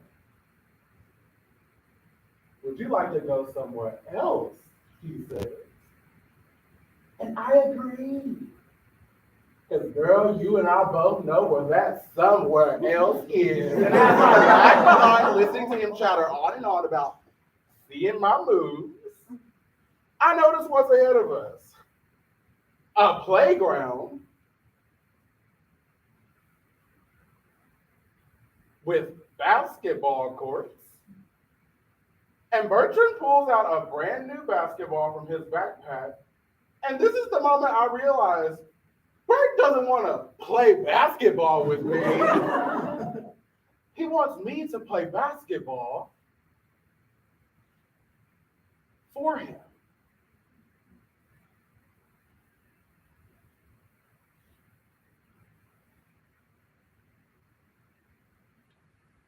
Racial power dynamics within the queer community lead us to Code Switch for Acceptance. The Journal of Gay and Lesbian Mental Health in 2021 found that the fetishization of queer Black men to be masculine, athletic, and hypersexual exacerbates existing trauma that stems from a racist rhetoric within our society. At the intersection of my identity and the mold I'm expected to fit, relationships are doomed to disappoint when I'm not the hood nigga they desire.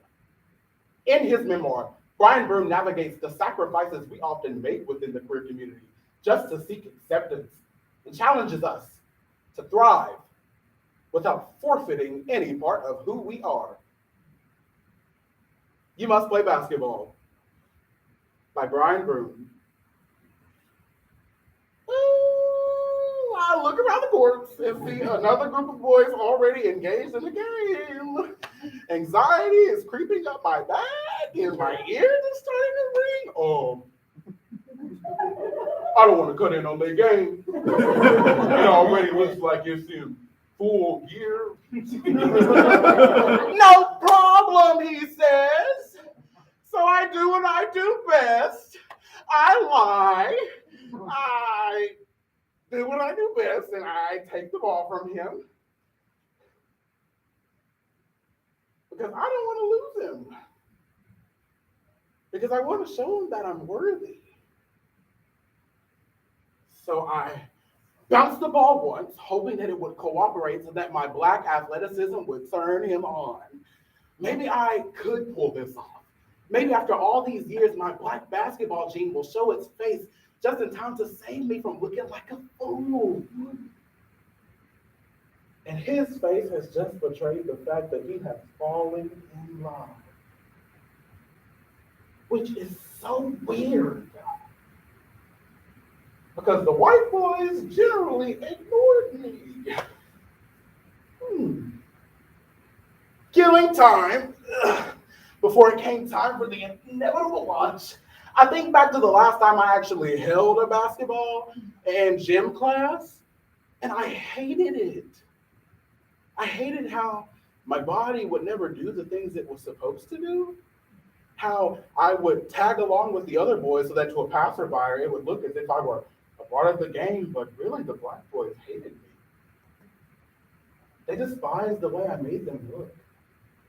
And when coach blew his whistle to signal that gym class was over, I knew the worst was yet to come. Hey, Brian, are you a faggot nigga? Are you a faggot nigga, Brian? Hey, don't nobody want to shower with him because he be in there because he a faggot nigga.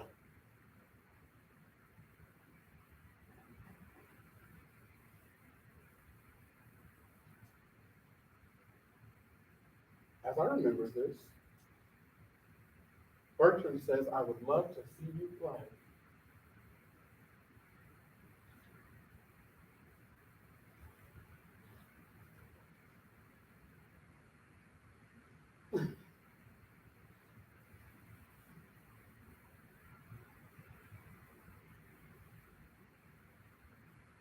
So I bounced the ball again, and all hope drains from my body. His face has gone concerned, serious. Do you actually play basketball? He asked me, staring directly into my eyes, challenging me. And I couldn't have looked on the outside the way I looked on the inside as the laughter from the other boys on the court began to percolate. I tried to mimic them. I tried to bend my knees the way I saw them do. They giggled. I tried to bounce on the balls of my feet and they snickered. And the ball, desperate to get away from my incompetence, the ball called me a faggot nigga again and again and again and again until finally Bertram yelled, stop!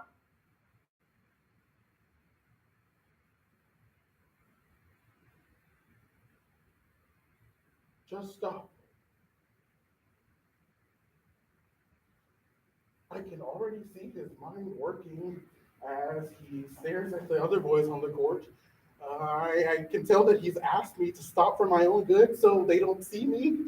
I've torn down the walls of every fantasy he's constructed of me, so I do what I do best. I lie. I tuck the ball at my hip, still trying to play the athlete.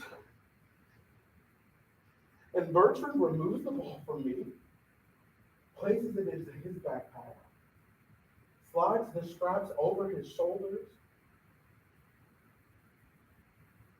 and disappears.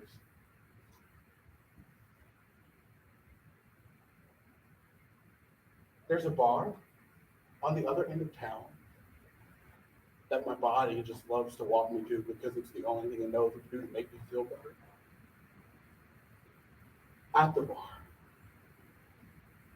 I sit and I ask God why he did this to me. Why lust makes it so easy to lie. Why I tried to get my body to be forceful, tried to make it compete. Why my body was a marionette with knotted strings. Why I couldn't get to be what these other black boys needed me to be, what these white boys needed me to be, faggot nigga. Are you a faggot nigga, Brian? Are you a faggot nigga? I just kept asking myself the same question. But then realized I had to tell myself the truth. Are you a faggot nigga, Brian?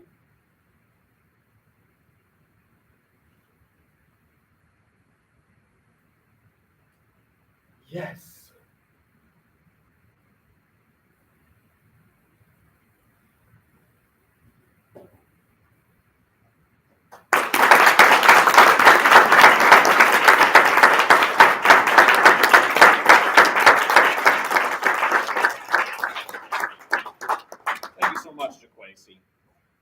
next to last event is a bit of a little magic trick that we like to have during speech of impromptu speaking. So we started out the night with extemporaneous speaking, in which Anna had 30 minutes to prepare her speech. Then Hand this evening is going to have 7 minutes in total to both construct and deliver his speech. He's also not going to have any idea what he's going to talk about just yet, because I'm going to kick him out of the room. If you wouldn't mind, please leaving. I'll let you back in.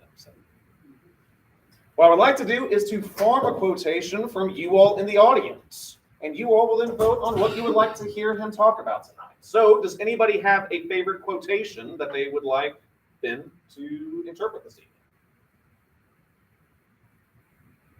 Yes. It's not right, but it's okay. It's not right, but it's okay. By Whitney Houston. Fantastic. What else we got? Yes. Good writers borrow from other writers, great writers steal. I think it was originally T.S. Eliot and then quoted by Samuel Smith, not Samuel Smith, what am I saying? Sam Seaborn on The West Wing. Appropriate. Okay, say it one more time. Good writers borrow from other writers, great writers steal. So we've got Whitney Houston, we've got T.S. Eliot stolen by Sam Seaborn on The West Wing. Yes. That which does not kill us makes us stronger. Friedrich Nietzsche. Great. Yes. Don't be going through my phone because that's the old me by Megan Thee Stallion and Dua Lipa. All right. So we've got 4 here. Let's get one more. Yes. What we got? Whether you can or you can't, you're right. Henry Ford. Okay, fantastic. All right. So just as a reminder here, we've got Whitney Houston. We've got Friedrich Nietzsche. We've got T.S. Eliot. We've got Megan Thee Stallion and Dua Lipa and Henry Ford. All right. So by raise of hands, let's start with the first one. Who wants to be every woman? Whitney Houston. All right. So raise them high so I can count. All right. All righty. Next up, let's have Henry Ford.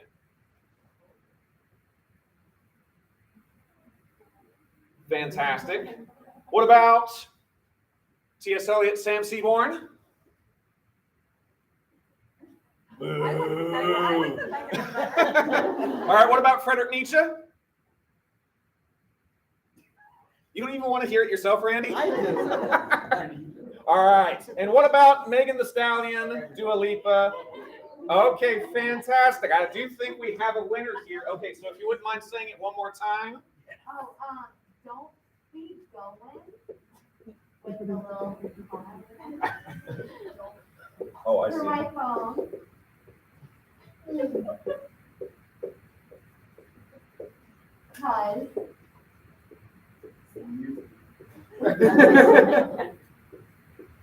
Because that's the old me.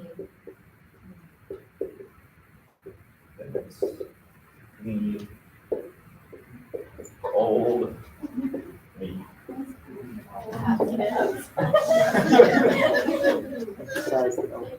Yeah.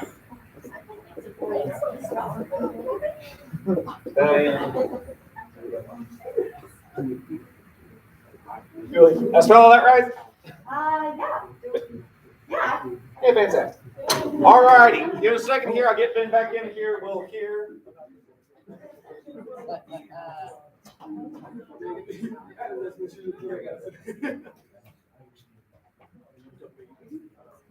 The baby. Damn it, we should have done the baby. That's the quote. It's just. Or Drake. We could have done Drake.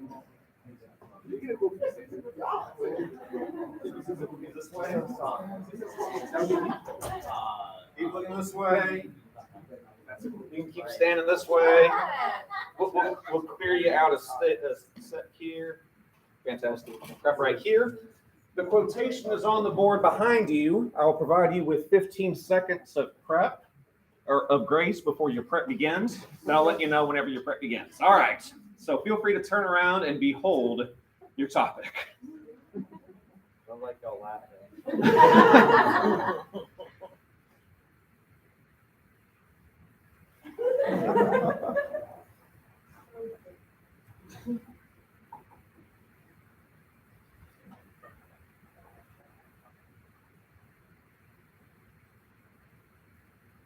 15 seconds elapsed. Prep begins.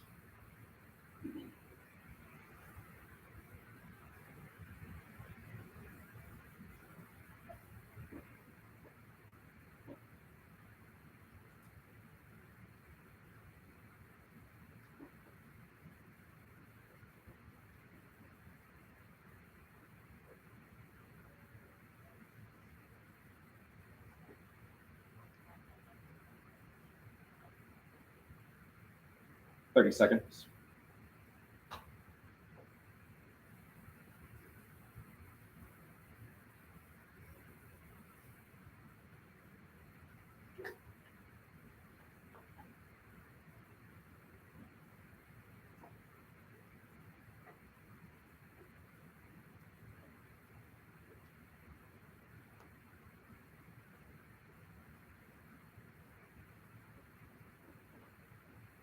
One minute.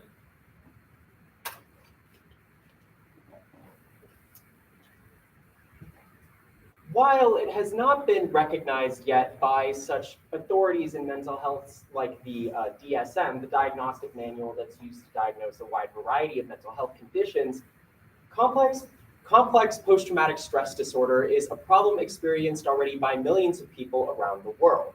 Rather than conventional post-traumatic stress disorder, which emerges out of a single or handful of traumatic events, complex post-traumatic stress disorder emerges from a combined period of abuse lasting years or even for one's entire life. This means that the complex trauma that is created that this condition evolves from is not as easy to resolve as that of regular post-traumatic stress disorder. And this type of trauma manifests itself in behaviors that are oftentimes deemed inappropriate by people who don't have such a condition. Which brings me into today's quotation. Don't be going through my phone, because that's the old me, from Megan Thee Stallion and Dua Lipa.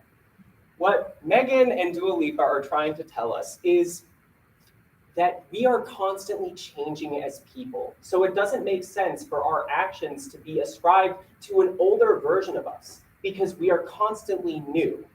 Change is constant on a personal level. And we can see this in two ways. First, in reconciliation being key to a bright future, and second, in trauma causing poor behavior. First, in reconciliation being key. I don't think that I have to explain to you all the massive number of atrocities that have been committed throughout history by various governments. However, what I can tell you is how different governments that have participated in such atrocities have atoned for them in the present, through Germany and Japan, which have each taken different strategies of dealing with their pasts. Germany serves as a role model for the world in its efforts for truth and reconciliation in the aftermath of the Holocaust. Rather than brushing this genocide under the rug, they have actively worked towards talking about it with children from a very young age, educating them on what went wrong so that it can be prevented in the future. This change means that the Germany of today is completely different from the Germany that committed atrocities. But that historical thread is still appreciated by those in Germany today, and is dealt with through this truth and reconciliation, allowing for a brighter future, rather than the old me that Megan is talking about. However, Japan takes something of a different approach. Rather than actively confronting the atrocities that they committed during World War II, Japan ignores them for the most part, which is clearly detrimental to its relationships with countries that it once exploited, namely the People's Republic of China and South Korea. Each of these countries have a strong thread of anti-Japan sentiment, which makes sense because they were brutalized by the Japanese Empire in the early 20th century, and Japan has done nothing to acknowledge it. This means that, in essence, Japan is still the old me that our quotation is talking about, and that is causing harm today. And that's not the only way in which we are constantly changing on a personal and societal level, because trauma causes poor behavior. As I've already explored through complex post-traumatic stress disorder, people with trauma oftentimes do things as a response to that trauma that people without such trauma look down upon. The Whole Child Initiative is a model for school management that focuses on caring for an entire child, specifically children who have experienced severe trauma. Because in a conventional school system, these children are viewed as a behavior problem. Their trauma causes them to act out in ways that the conventional school system deems inappropriate. And because of that, they are criminalized and punished, whereas what they really need is support and help. The whole child system aims to change that by advocating for taking care of the entire child, including their environment outside of school, and taking that into account when dealing with them. Similarly, the culture of affluence is a socioeconomic concept that describes affluent communities that hide things that cause trauma to maintain appearances. This is the reason why many times wealthier schools have more behavioral problems than lower income schools, because that culture of affluence encourages them to hide all of the bad things that happen and keeps them from moving forward and not being the old me. Returning to today's quotation, don't be going through my phone because that's the old me from Megan Thee Stallion and Dua Lipa. What Megan and Dua Lipa are explaining to us is that we are constantly new, both as individuals and as societies. And each of us individually has the power to change our behavior, and that is ultimately up to us. Whether we remain the old us or turn into the us that we can be is up to ourselves. And that's something that we can see through Germany's Truth and Reconciliation and Japan's lack thereof, the whole child system caring for all children, and the culture of affluence keeping them away, and see that the new us is something that we can constantly achieve on an individual level and as a whole.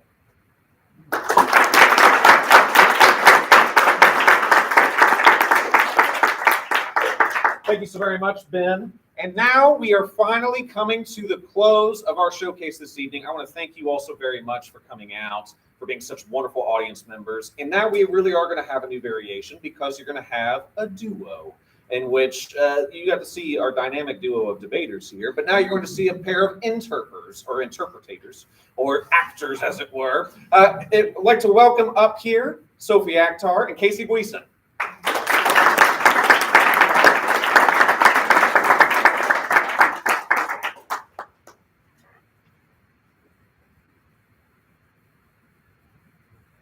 Before we begin, we would like to issue a brief content warning for mentions of sexual assault.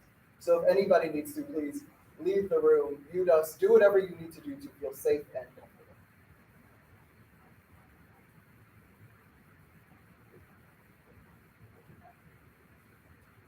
Are you a girl?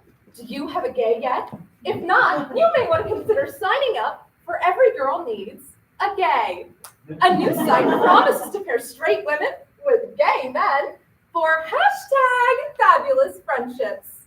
My sweet darling, our younger years display nothing but love.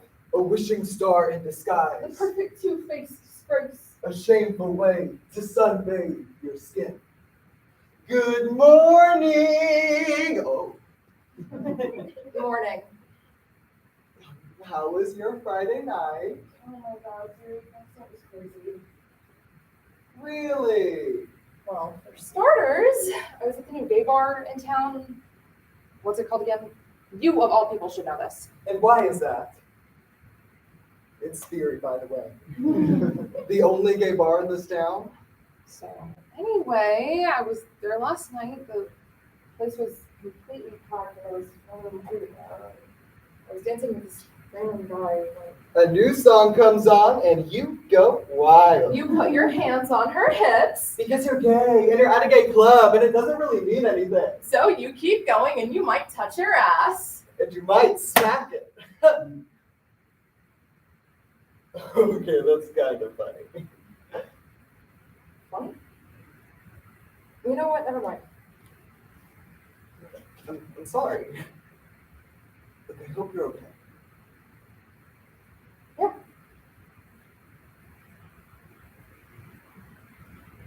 I'm fine.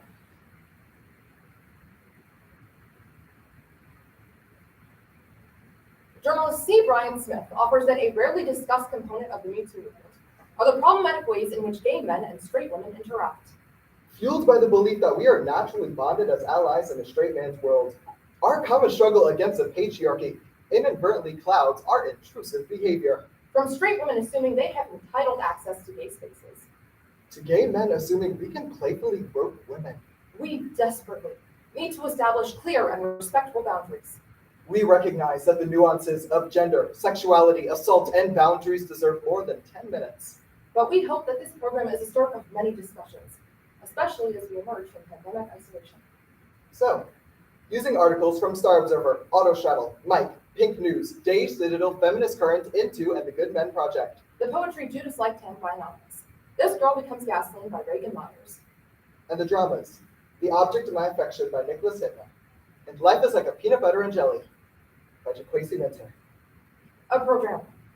Because establishing social and physical boundaries shouldn't divide us, but bring us closer than ever. Why would a girl need a gay?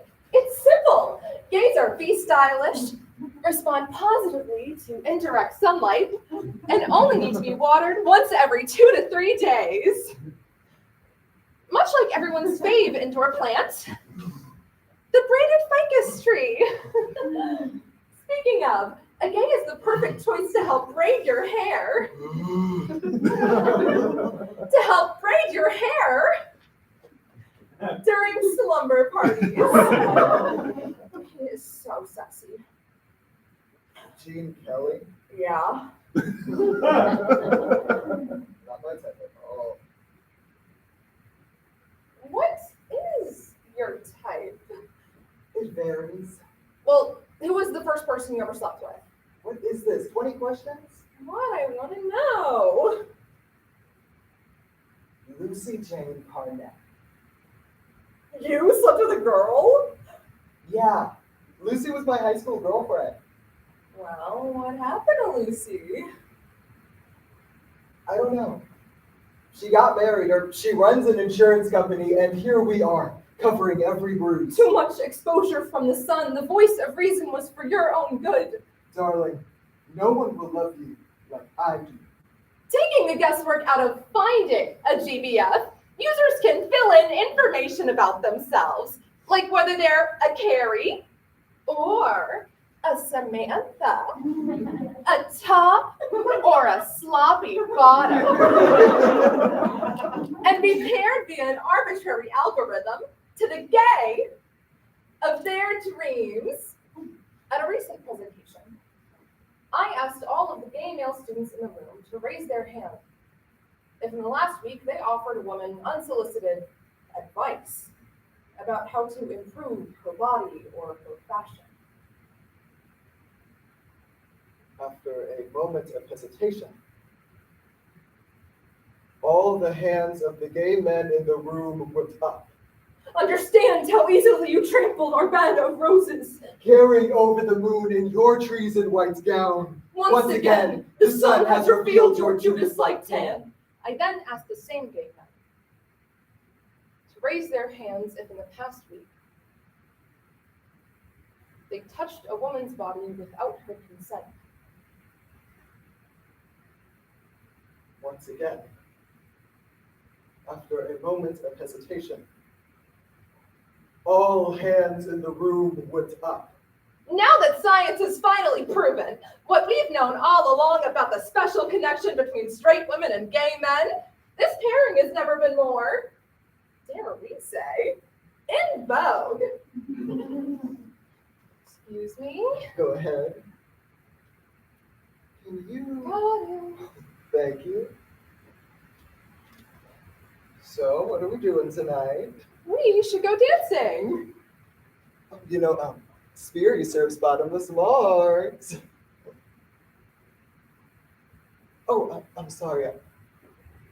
I forgot. How could you forget? It was last night. Well, you didn't have to go to Speary. It's not exactly for you. Well, I thought that I was safe there. And you know what? That is not an excuse. I'm not trying to excuse. Each unwanted hand, gasoline. Each prodding hand, flint. Each time someone assumes my space. They are just stoking the the flame. Assault is not about attraction, it's about power. Gay men who abuse women do it because we live in a world where women's bodies are still considered public property. Sexuality combined with gender are not exceptions to that rule. Just so ever invade someone's space without their consent. I have had women grope me, inform me that I'm too cute to be gay, and been saluted by whatever gay colloquialism they discovered. Something that is designated for one group doesn't necessarily mean it's discriminatory towards any other. Gay men have no issue with queer and trans women in gay spaces. Whether the guy from Sperry was gay or not, I am still a woman. No, scratch that, I am still a person. Well, it offends me when you treat me like some sort of special catch. Like it's a privilege of a best friend who's gay instead of just being happy to have me. You're being dramatic. You laughed at me when I told you what happened in Sperry because you don't see any harm in what you gay men do. Oh, well, you're right about how invasive us queers can be. Oh, shut up! My beautiful darling, you have gone too far. This time I can't cover your mistake with a blanket. The knife in my back is rusted, And I, in the center of this place, am taking up too much space by existing. Don't touch me!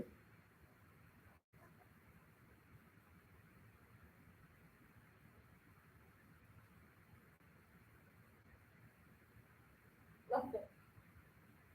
I am realizing Is innocent in the world that gender, and power. we were supposed to be on the same team. Our friendship has looked so much balance lately. That's not how this is supposed to be. You're right. I'm sorry about what I said. I'm sorry too. My beautiful darling, I forgive you every day. I'm sorry about the things I had to enunciate The pain, and secrets. never absorb alone. This is a part of our healing work. This is a part of our transformation.